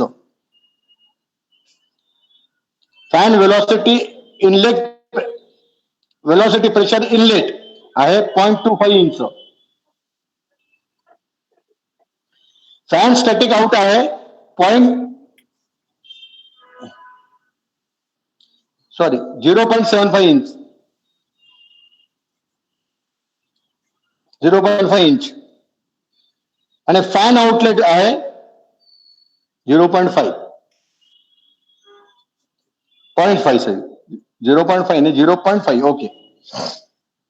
आपल्याला काढायचं या ऍप्लिकेशनचा, या फॅनचं आपल्याला काढायचंय.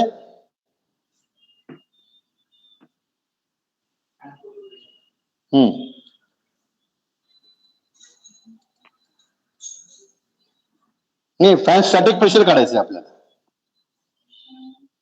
फॅनचं स्टॅटिक प्रेशर काढायचंय आपल्याला. फाइंड आउट करायचंय फॅन स्टॅटिक प्रेशर.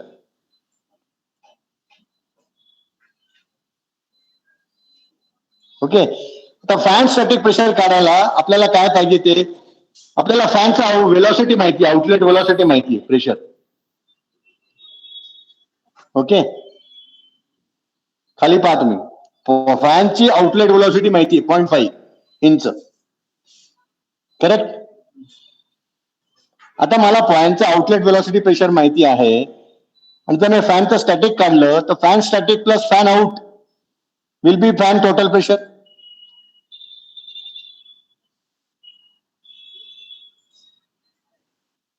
बरोबर. Okay. Now let us understand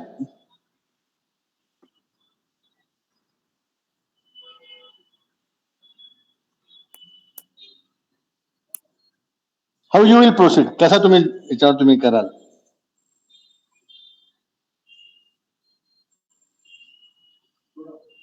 आता लेटेस्ट डे नाउ आपल्याला माहिती आहे स्टॅटिक किती आहे याचं, -1 इंच आहे आणि याचं व्हेलॉसिटी किती आहे 0.25 इनलेटचं. ओके. आता फॅन इनलेट प्रेशर काढू आपण total. Fan inlet total pressure किती होईल, fan static pressure plus plant velocity pressure इनलेटला. बरोबर.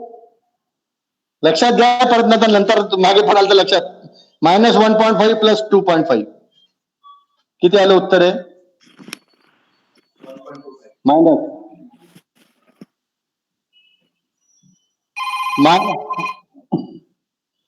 Fan inlet pressure. मला फॅनचा इनलेट प्रेशर आवाज कुणाचा आवाज, माझा वाजला आवाज आला.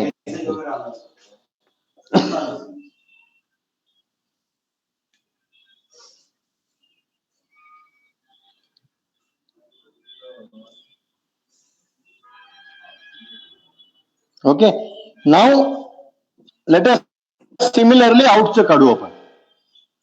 Fan outlet pressure total.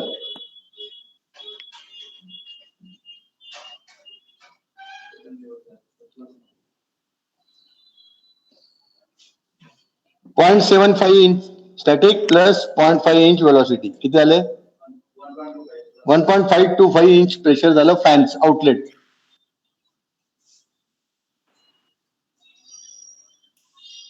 बरोबर. म्हणजे फॅनचं टोटल प्रेशर किती झालं,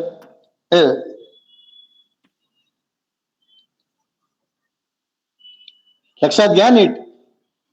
फॅनचं टोटल प्रेशर आपण काय म्हणतो, fan outlet pressure minus fan inlet pressure plus, so minus 1.25 plus minus म्हणजे हे झालं तुमचं प्लस झालं, सो हे झालं 2.5. म्हणजे माझं फॅनचं आउटलेट टोटल प्रेशर फॅनचं किती आलं,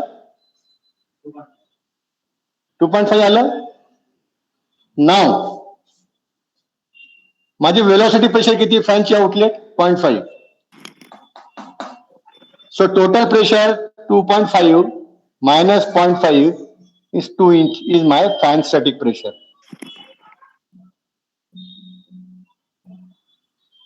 Correct. कोणाला समजलं नसेल तर विचारा नीट. थोडासा कॉम्प्लिकेटेड आहे, कॉम्प्लिकेटेड काही नाही आहे, फक्त लक्ष देऊन पाहावं लागतं.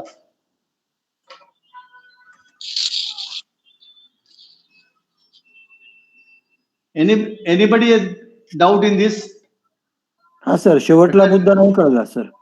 विचारा, काय नाही कळलं, काय कुठपर्यंत कळलं तुम्हाला? आपण आता फॅनचं टोटल इनपुट प्रेशर काढलं -1.25. फॅनचं आउटपुट प्रेशर काढलं आपण टोटल, ते आहे +125. त्यामुळे हा. फॅनचं टोटल प्रेशर जे आहे ते हा. आहे 2.5 इंच. करेक्ट, इथपर्यंत लक्षात आलं? हो. आता आता त्याच्यात आता ऐकून घ्या ना, फॅन टोटल प्रेशर तुम्हाला मिळालं. हो, आता आपल्याला फॅनचं स्टॅटिक प्रेशर काढायचं आहे. फॅनचं Okay. स्टॅटिक प्रेशर काढायचं आहे. हो. हा, तर फॅनचं static pressure is fan static pressure plus fan velocity pressure is equal to fan total pressure. हो. आता फॅन टोटल प्रेशर माहिती आपल्याला, वेलॉसिटी प्रेशर माहिती आउटलेटला दिलेली 0.5. हम्म. तर 2.5 minus 0.5 is 2 inch. Balance is the static pressure of the fan. Okay. म्हणजे normal 1.5 minus जे आहे आणि 0.75 याची डायरेक्ट बेरीज केली तर ती 2.25 येते. पण आपल्या या पद्धतीने ती 2.2 येते आहे. नाही, डायरेक्ट कुठली बेरीज केली तुम्ही? कुठलं काय केलं तुम्ही? मी असं केलं, static pressure output minus static pressure input असं ज्या वेळेस केलं तर त्याची बेरीज झाली 2.25 आली. आणि या कसं काय येईल ते? 0.7 स्टॅटिक प्रेशर आउट इज 0.75 आहे. हो हो. आणि स्टॅटिक प्रेशर इन हे -1.5 आहे. ओके. मग त्यांनी ती 2 आली आणि त्यांनी ती 2.25 आली. नाही, पण त्यांनी काढायचंच नाही ना तुम्ही. का म्हणून नाही काढायचं? कारण तुम्हाला माहिती नाही ना, इंटरनल लॉसेस काय होतात ते तुम्हाला माहिती नाही. ओके. तुमच्या सक्शनला लॉस काय होतात ते you don't know. The losses किती होतात ते काय होतात. Arithmetically mathematically it may not match. Okay okay. तुम्हाला कन्सेप्टनी काय कन्सेप्ट तुमचं काय म्हणताय की फॅनचं सक्शन प्रेशर, फॅनचं inlet pressure total, fan inlet pressure total is the sum of fan static pressure inlet plus the sum of fan velocity pressure. बरोबर. आता ते स्टॅटिक प्रेशर किती आहे? -1.5. हो. आणि वेलॉसिटी प्रेशर किती आहे? 0.25. 0.25. मग फॅनचं इनलेट प्रेशर किती आलं टोटल? 1.25. हो हो.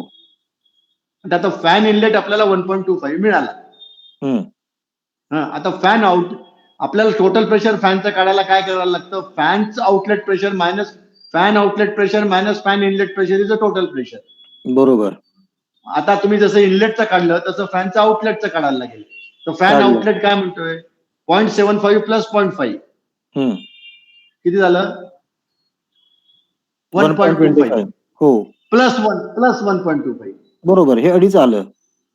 म्हणजे 1.25 मायनस 1.25 इज द 2.5. बरोबर.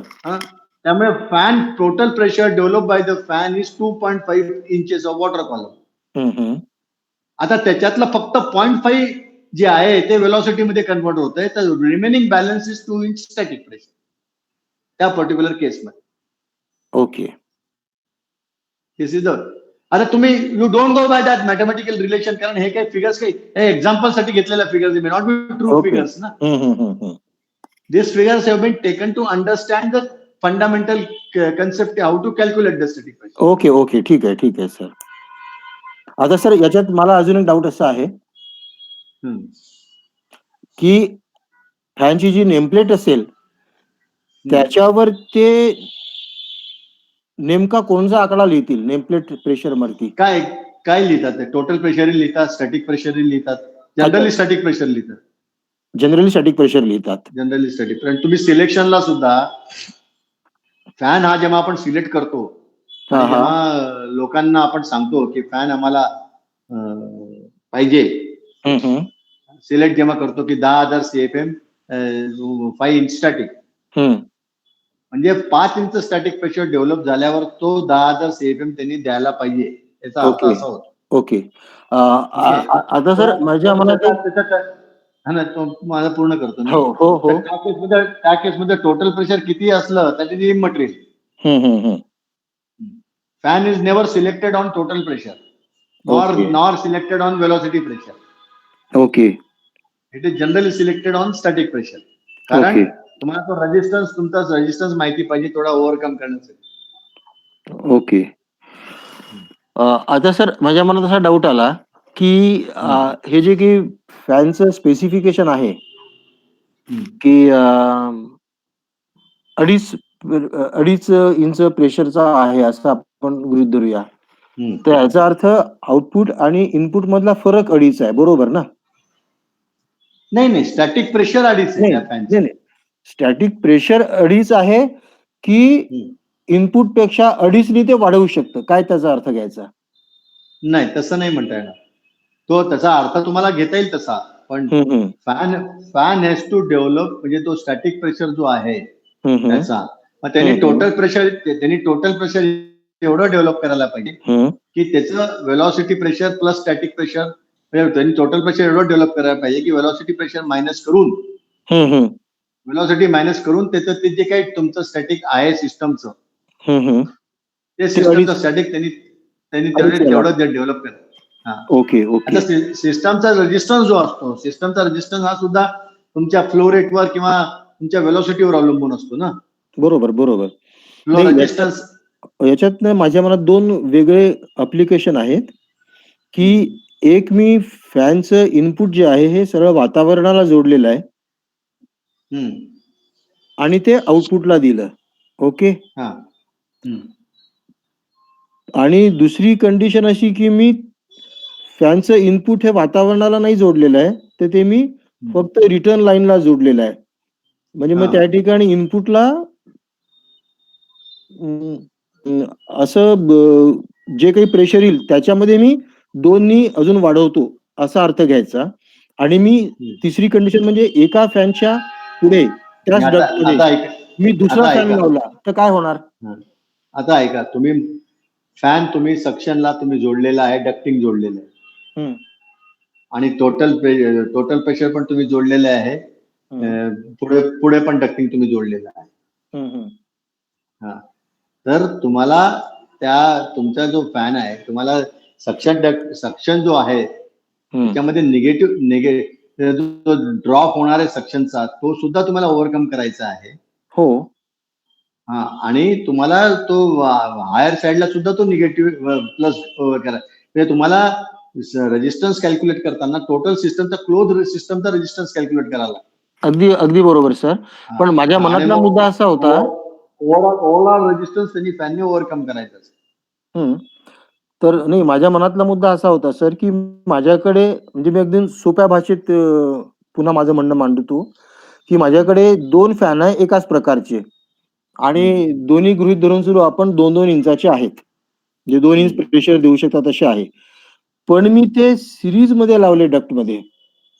म्हणजे पहिला फॅन लावला, त्यांनी 2 इंच प्रेशर दिलं मला आउटपुटला. त्याच्या आउटपुटला मी दुसरा फॅन लावला, तो पण 2 इंचाचा आहे. तो त्याच्या आउटपुटला मला 4 इंच देईल का, असं मला विचारायचं होतं. हो, देईल ना. पण मग आउटपुट सेम राहील. म्हणजे आउटपुट 2 इंच अधिक 2 इंच असं 4 इंच होईल ना. बरोबर. सिरीज मध्ये प्रेशर विल गेट ऍडेड ना. तर मग मी तर असं जे मी सिरीज मध्ये लावून प्रेशर वाढवतो किंवा वाढलं जातं, तर अशी काही स्पेसिफिकेशन असते का फॅनची, की तुम्ही मॅक्झिमम या प्रेशर पर्यंत जाऊ शकाल बाबा सिरीज मध्ये लावून? नाही, आता कसं आहे, तुम्ही जर फॅनचे कर्व जर स्टडी केले, आता तुम्ही जसं म्हणताय की आता मी समजा 1000 CFM 2 इंचाचा फॅन घेतला आणि मला 4 इंची रिक्वायरमेंट आहे, प्लस मी 1000 इंचाचा अजूनही 2 इंचाचा फॅन घेतला आणि सिरीज मध्ये ऍड केला, तर मला 1000 CFM विथ 4 इंच स्टॅटिक मला मिळेल. पण त्यांनी तुम्हाला काय बेनिफिट आहे तुम्हाला नाही माहिती. तुम्हाला त्याच्यासाठी फॅन करून वर जायला लागेल. आता तुम्हाला जर 1000 तुम्ही 2 इंचचा घेण्यापेक्षा तर 4 इंचचा एक तुम्ही सिलेक्ट केला जो 1000 देतोय आणि दॅट कन्झ्युम्स लेस पॉवर, तर तुम्ही कशासाठी हे करायला पाहिजे? नाही सर, ते बरोबर आहे. म्हणजे मला त्याच्याबद्दल नाही म्हणायचं. नाही, मला असं म्हणायचं आहे, की फॅनच्या स्पेसिफिकेशन मध्ये असा काही अजून कुठला आकडा असतो का, की तुम्ही याला मॅक्सिमम ह्या प्रेशर पर्यंत नेऊ शकाल? बस स्टॅटिक प्रेशर हाच आहे की माग fan 1000 CFM with 5 inch static म्हटल्यानंतर 5 इंच स्टॅटिकच्या वरती तुम्ही जाता कामा नये.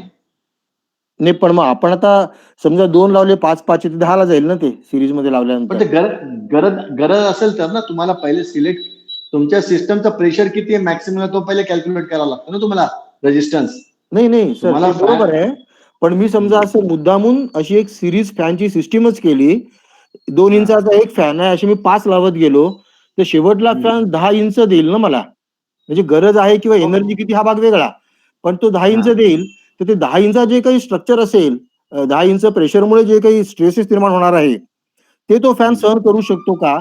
तर अशा प्रकारचे काही प्रेशर व्हॅल्यू फॅनच्या डेटाशीट मध्ये असते का, की तुम्ही याला असतो ना असं मला असतो ना विचारायचं होतं. असं मला विचारायचं होतं. असतात ना प्रत्येक ते जे गाईडलाईन्स आहेत हा. फाईन सिलेक्शन आहे एक ज्याचे जे स्टँडर्ड आहेत एशरे स्टँडर्ड म्हणा किंवा फॅन मॅन्युफॅक्चर स्टँडर्ड जे आहे हा. त्याच्यामध्ये प्रत्येक फॅनचा प्रत्येक इम्पेलरचा प्रत्येक साईजचा त्याचा मेकॅनिकल स्ट्रेंथ त्याला किती आरपीएम ला चालू शकतो किती आरपीएम ला नाही किती स्ट्रेस घेऊ शकतो त्याचं एन्ड्युरन्स लिमिट काय त्याची फटिग लेवल काय सगळं एव्हरीथिंग इज गिवन डिटेलमध्ये ओके. एम का स्टँडर्ड जे म्हणतात त्याला फॅनचे ते फार डिटेल खूप फॅन आणि याच्यामध्ये गेले 50 वर्षामध्ये एवढं काम झालेलं आहे ना की आता काय म्हणजे एव्हरीथिंग इज अवेलेबल त्याच्यावर ओके सर. खूप जास्त स्टडी झालेला आहे त्याच्यावर. Okay sir. Okay.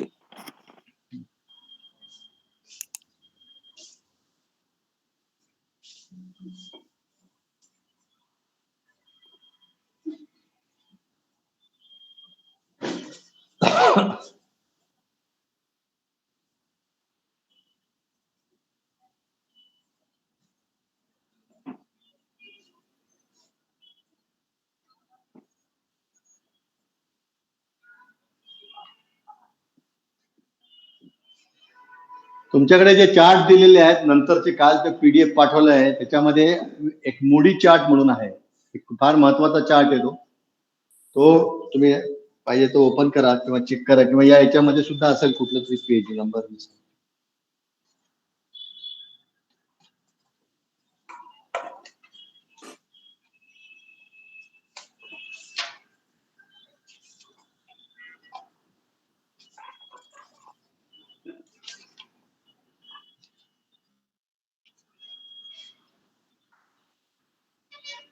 Page number 44 open करा या आपल्याला आत्ताच्या याच्यात 44.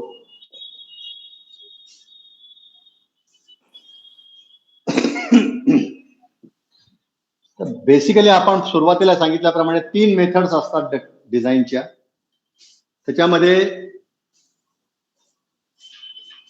One is equal friction, second is velocity reduction and third is static regain.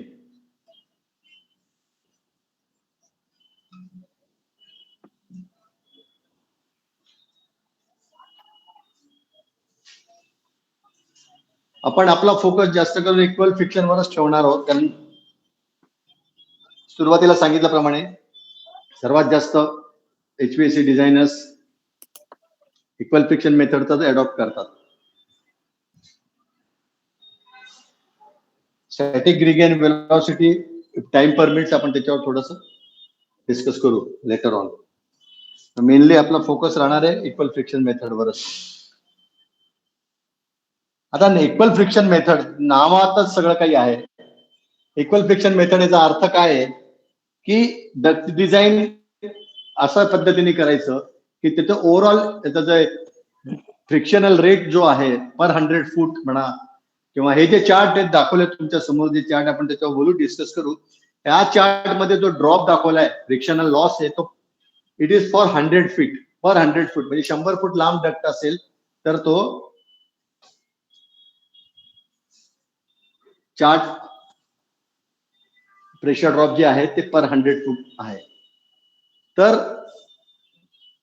Basically equal friction मेथडने जेव्हा आपण सुरुवात करू याच्या आधी, पण त्याच्या आधी काही गोष्टी ज्या आहेत त्या थोडं समजून घ्यायला पाहिजे.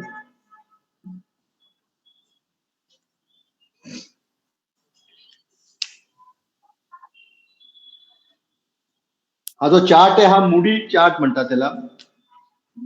मुडी सायंटिस्टने तो डेव्हलप केलेला आहे. बेसिकली जे प्रेशर ड्रॉप जे आहे, तर प्रेशर ड्रॉप जो आहे तो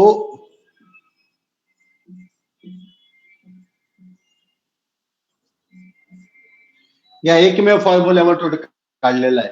त्याचा तो तुम्ही कोणी तुम्हाला विचारलं की या चार्टचा बेस काय आहे, व्हॉट इज द फंडामेंटल, जे कोणी कॅल्क्युलेशन्स केलेले आहेत ते कॅल्क्युलेशन्स केलेले आहेत या फॉर्म्युलेने.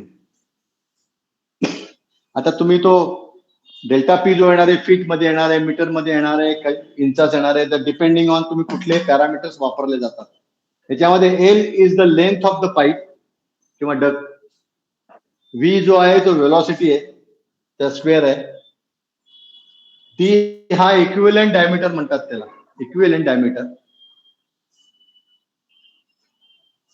जी हा ग्रॅव्हिटेशनल एक्सेलरेशन, आणि एफ जो आहे तो एफ ला म्हणतात फ्रिक्शन फॅक्टर. हा फ्रिक्शन फॅक्टर जो आहे हा सेम फॉर्म्युला जो आहे तो प्रेशर ड्रॉप, पायपिंगचे प्रेशर ड्रॉप सुद्धा कॅल्क्युलेट करण्यासाठी हाच फॉर्म्युला वापरला जातो. फक्त फरक एवढा होतो की पायपिंग मधलं फ्रिक्शन फॅक्टर वेगळं असतात आणि एअर डक्ट मधलं फ्रिक्शन फॅक्टर वेगळे असतात, बिकॉज एअर मधल्या व्हेलॉसिटीज वेगळ्या आहेत. हा फ्रिक्शन फॅक्टर जो आहे आपण याच्यामध्ये जास्त डिटेल जाणार नाही कारण याचे अवेलेबल आहे, पण हा बेसिकली तुम्हाला थोडक्यात सांगू की हा जो असतो याचा एक फॉर्म्युला आहे. अगेन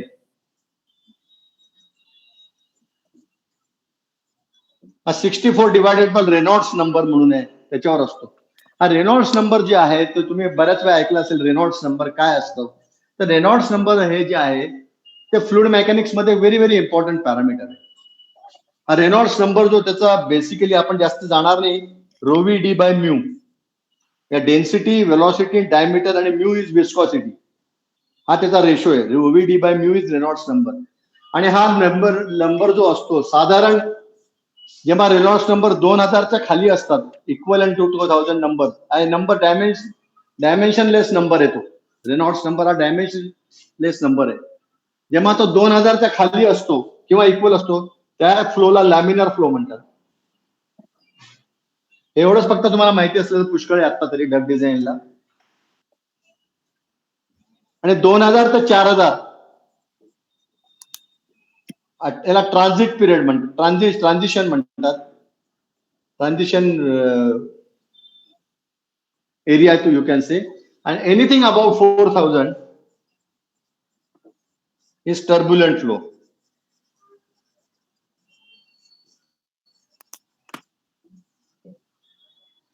नॉर्मली आपल्या सगळ्या ऍप्लिकेशन्स मध्ये, फ्लुइड मेकॅनिक्स मध्ये air flow into the pipeline म्हणा किंवा डक्ट मध्ये म्हणा, these are all turbulent flow.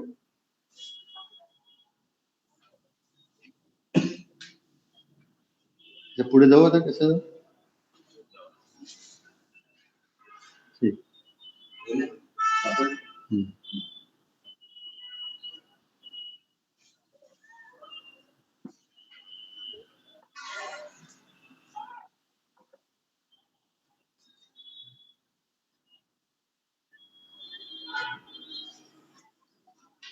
Okay, हा जो आपण आता सांगितलं इक्विव्हॅलेंट डायमीटर डी जो आहे, आपण जेव्हा फॉर्म्युल्याचा वापर करू तेव्हा आपल्याला चार्टवरनं जे डायमेन्शन मिळतात, चार्टवरनं जी लेंथ साईज मिळते, तो आपल्याला इक्विव्हॅलेंट राऊंड डक्ट मिळतो. हे जे सगळं कॅल्क्युलेशन जे चार्ट आहे तो राऊंड डक्टवर आहे. त्यामुळे आपल्याला राऊंड डक्टला आपल्याला रेक्टेंग्युलर डक्ट मध्ये कन्वर्ट करावं लागतं. कारण आपल्याला राऊंड डक्टचं आपल्याला क्रॉस सेक्शन एक मिळाला, साईज मिळाली, आता 16 इंचाची साईज मिळाली. तर 16 इंचाच्या साईजला आपल्याला कन्वर्ट करायचं असेल तर कसं करायचं, त्यात परत आपण प्रत्येक गोष्टीला कॅल्क्युलेट करून तर बसत नाही, करू शकत नाही. तर आपल्याकडे याच्या पुढे जो टेबल आहे,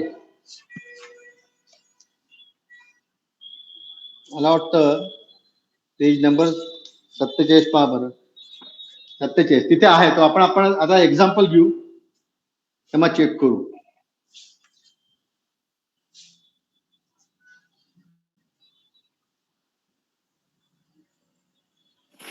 नाव let us take one example, आणि आजच्या दिवस आपण हा एक्झाम्पल घेऊन मग पुढे ठरवू काय नेक्स्ट.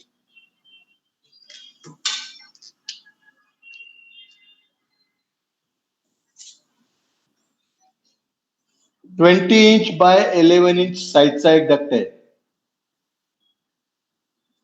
आणि या डक्ट मध्ये having 3000 CFM flow rate.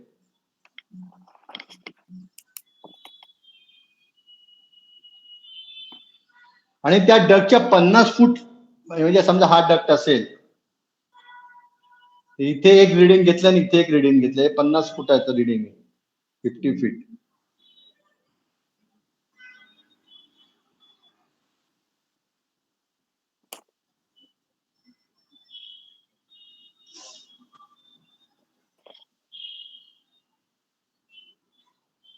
.75 inches of water gauge,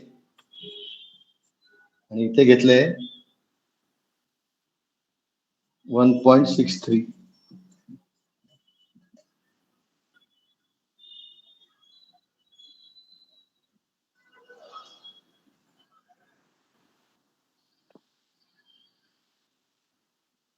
आपल्याला काढायचं आहे, कॅल्क्युलेट करायचंय, या पॅरामीटर्सनी, या डिझाईननी, या पर्टिक्युलर ऍप्लिकेशन मध्ये किती प्रेशर ड्रॉप होतोय, किंवा किती फ्लो आहे, किंवा किती प्रेशर ड्रॉपच्या अगेन्स्ट किती फ्लो मिळतोय, आपल्याला ते कॅल्क्युलेट करायचं आहे. आपण पहिल्या सुरुवातीला आपण सर्वप्रथम आपण कॅल्क्युलेट करू याचं.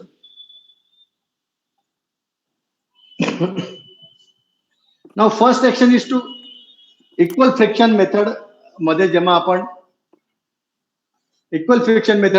आपण सुरुवात करतो, जेव्हा चार्ट वापरायला जातो, तर सर्वात पहिला एक अजम्पशन फक्त आपल्याला करायचं असतं, आणि ते अजम्पशन असतं व्हेलॉसिटीचं. We have to assume velocity.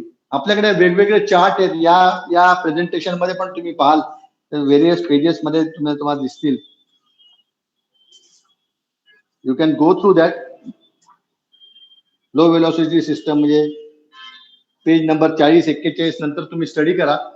तुम्हाला प्रत्येक ऍप्लिकेशनला वेगवेगळ्या व्हेलॉसिटीज त्यांनी रिकमेंड केलेल्या आहेत, कुठल्या व्हेलॉसिटी धरायला पाहिजे, कुठल्या नाही करायला पाहिजे. तर you can assume the velocity to start with the friction. आपला फ्रिक्शन चार्ट स्टडी करण्यासाठी व्हेलॉसिटी तुम्हाला अज्युम करावी लागते. Now let us start with या पर्टिक्युलर ऍप्लिकेशनला आपल्याला व्हेलॉसिटी काढायची आहे. कशी काढाल, काय व्हेलॉसिटी येईल ती?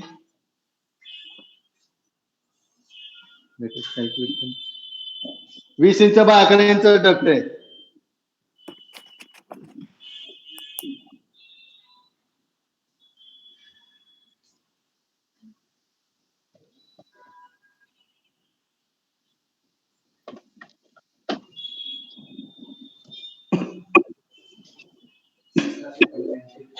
हे फार प्रॅक्टिकल एक्झाम आहे, तुमच्या लक्षात येईल आणि तुम्ही बऱ्याच गोष्टी कॅल्क्युलेट करू शकता. किती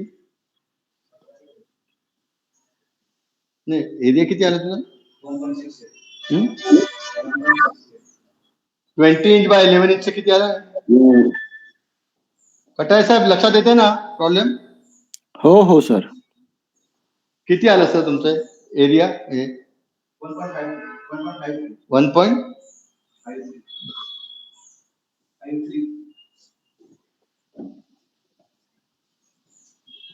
1.53 त्याचं स्क्वेअर फूट एरिया आहे. ओके, हा. तर त्याची व्हेलॉसिटी काय डिझाईन केलेली आहे सुरुवातीला, किती मिळतं काय मिळतं आता आपल्याला माहिती नाही, पण डिझाईन आपला 3000 CFM आहे. 3000 CFM डिवायडेड बाय 1.53 किती व्हेलॉसिटी आली त्याची? 1960. लेटेस्ट 1900 अझूम करा समजा तुम्ही, किंवा जे काय असेल. ओके, नाउ टेल मी, तो मोडीचा चार्ट रिफर करा आणि मला सांगा, हे परत पेज नंबर 44 वर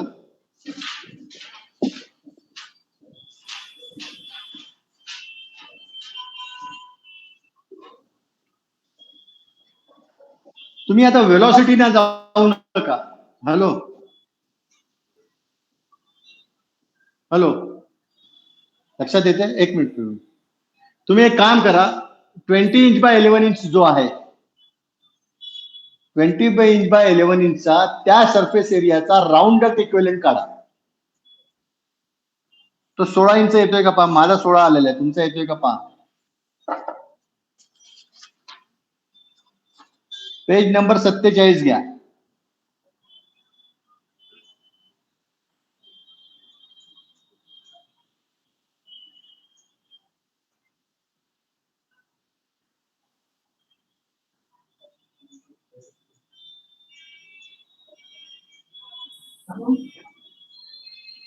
येते का 16 जवळपास? 16.8 हा, ते 20 इंचेस साइड आणि 11 इंचेस जर घेतलं तर एरिया स्क्वेअर फूट आहे 1.54 which is matching our requirement with हा. Diameter in inch 16.8.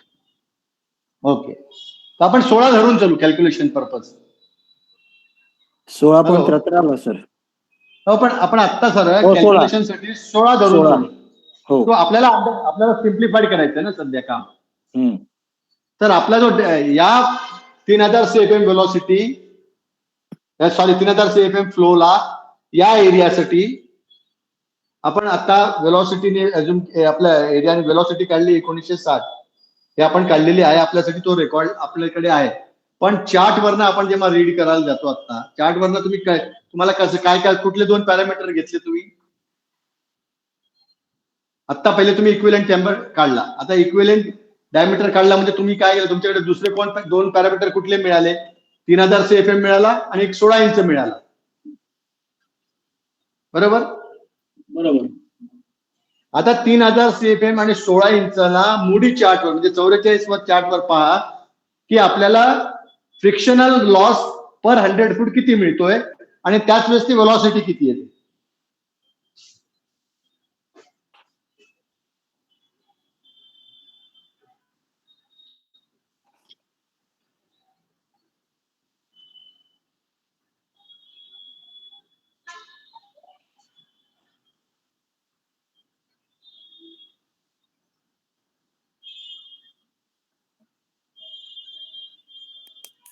जमते?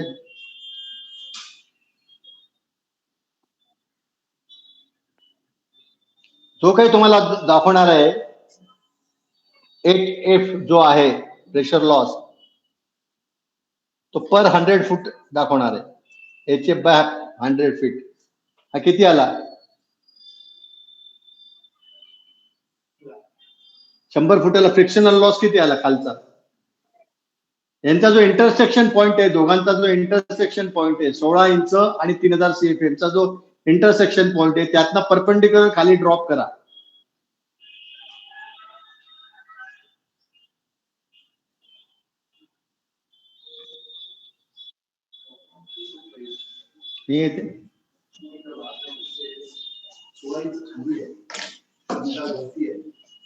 येत नाही का?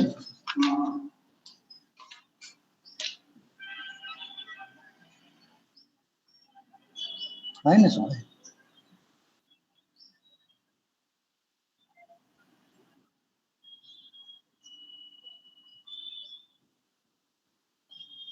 .45. एक मिनिट, 16 इंच ना, 12 13 दिसत नाही का नीट व्यवस्थित? 12, 14, 16 वरती 16ला जे आहे लाईन ती 3000 CFM ला मॅच केली तर एक मिनिट, 16 लाईनची 3000 ची जी जाते ती मला वाटतं 0.37 वगैरे येईल. तो पॉवर 0.37. हा 0.37 मला जे रिडिंग दिसते ते 0.37 दिसते. बरोबर sir, 0.37. 0.37 inch water gauge. Okay, now तुमच्या लक्षात आलं असेल मी काय काढ. आता वेलॉसिटी तुम्ही मॅच केलं, त्याला तुम्ही पाहिलं तर तुम्हाला साधारण 1900-2000 ती वेलॉसिटी दिसेल. ही जी लाईन वेलॉसिटीची लाईन आलेली ना, त्या इंटरसेक्शन लाईन, त्याला मॅच ती वेलॉसिटी जवळपास 1900 मिळेल ती जवळपास तुम्हाला याच पॉइंटला. आता लक्षात घ्या 0.37 हा inch water pressure drop design आहे तो 100 फुटाला, बरोबर सचिन, बरोबर आहे ना? आता मग 50 फुटाला किती होईल? 50 ला किती येईल? 0.37 गुणीला 50 भागीला 100 हे झाला 0.19, बरोबर आहे? कसं काढलं कळलं आहे? 50 फुटाचा आपला डक्ट आहे. थ्योरेटिकल लॉस 50 फुटामध्ये किती पाहायला पाहिजे होता? 0.19. पण ऍक्च्युअल किती होतोय? What is actual drop? 1.75 minus 1.63 किती झाला?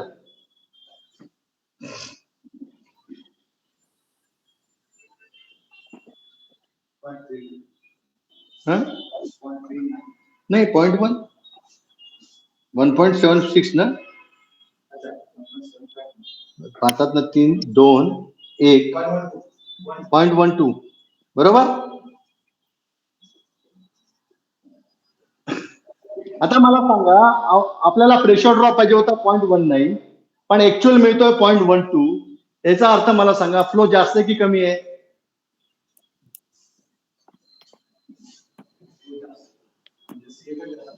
कसं मला जास्त प्रेशर ड्रॉप मिळाला तर ती एकदम जास्त होईल ना. बरोबर, कमी फ्लो आहे. ऍक्च्युअल प्रेशर ड्रॉप माझा 0.12 आहे आता, पण मला मिळायला पाहिजे होता 0.19. मोर ड्रॉप इज मोर फ्लो.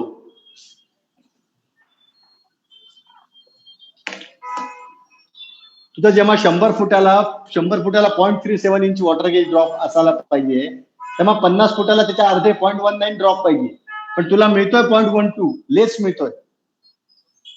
याचा अर्थ की सिस्टमचा तुम्हाला फ्लो इज लेस.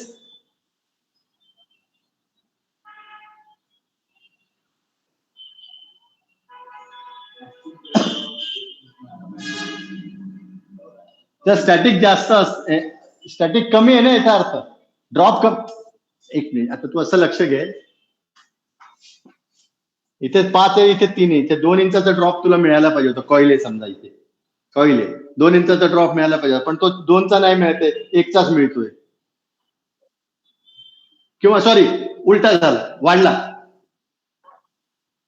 आता I don't think I am able to convince you people, पण माझ्या तुमच्या लक्षात येते का मला काय म्हणायचं?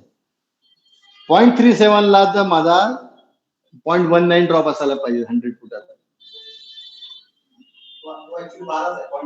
म्हणजे कमी आहे ना प्रेशर ड्रॉप, म्हणजे स्टॅटिक फ्रिक्शनल रेजिस्टन्स हे तुमचं. बरोबर आहे सर, सीएफएम कमी असायला पाहिजे. कसं ते तुम्ही शब्दात कसं सांगू शकाल?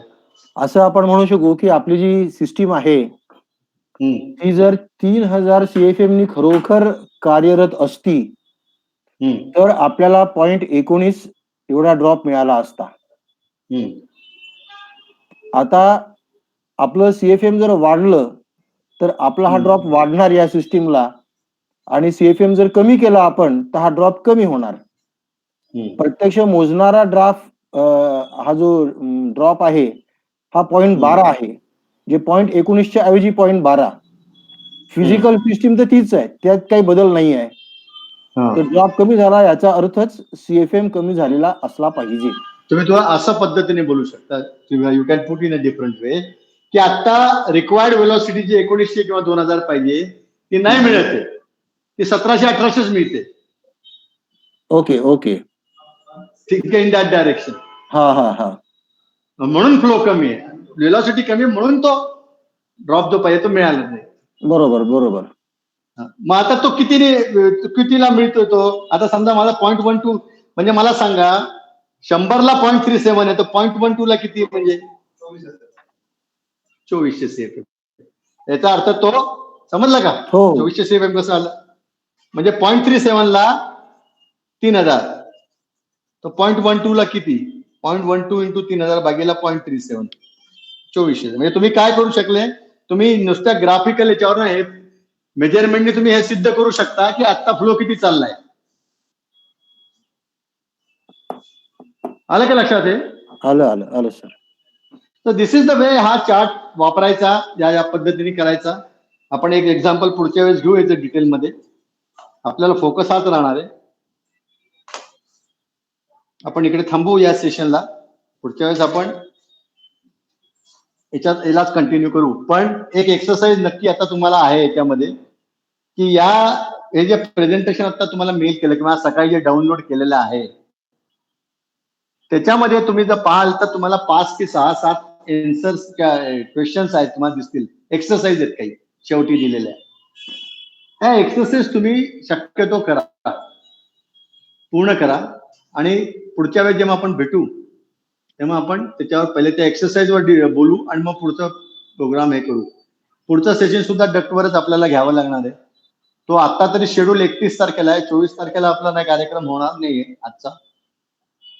HVACचा आपण एक दिवस तो गॅप घेतलाय आणि तो आपण जो गॅप आहे तो आपण फेब्रुवारीच्या फर्स्ट वीक मध्ये किंवा 14 तारखेच्या आधी आपण एक सेशन असं घेणार आहे की ज्या सेशन मध्ये मागच्या वेळेस तुम्ही नव्हते कटायचं म्हणून सांगतो. एक सेशन असं घेणार आहे संध्याकाळी एखाद्या शनिवारी किंवा असं 3 ते 4 तास असं.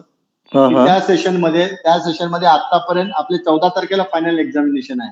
हो हो. 14 ऑनलाईन, ती एक्झामिनेशन ऑनलाईनच आपल्याला करू. आपलं प्लॅनिंग होतं इथे.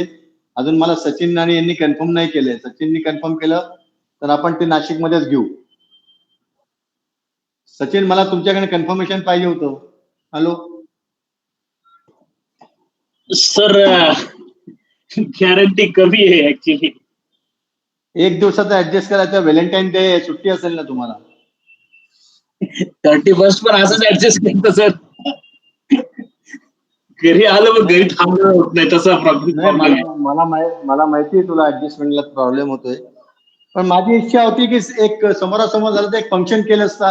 फंक्शन करायची इच्छा होती आपली दिवसभरामध्ये. एक्झाम पण झाले असते, काही डाऊट्स पण क्लिअर केले असते. आपण एक सकाळी अर्ली मॉर्निंग सुरू करू, लंच करू आणि मग डिस्पर्स करू, असा प्लॅन आहे. पण तो फक्त तुमच्यावरच अवलंबून आहे.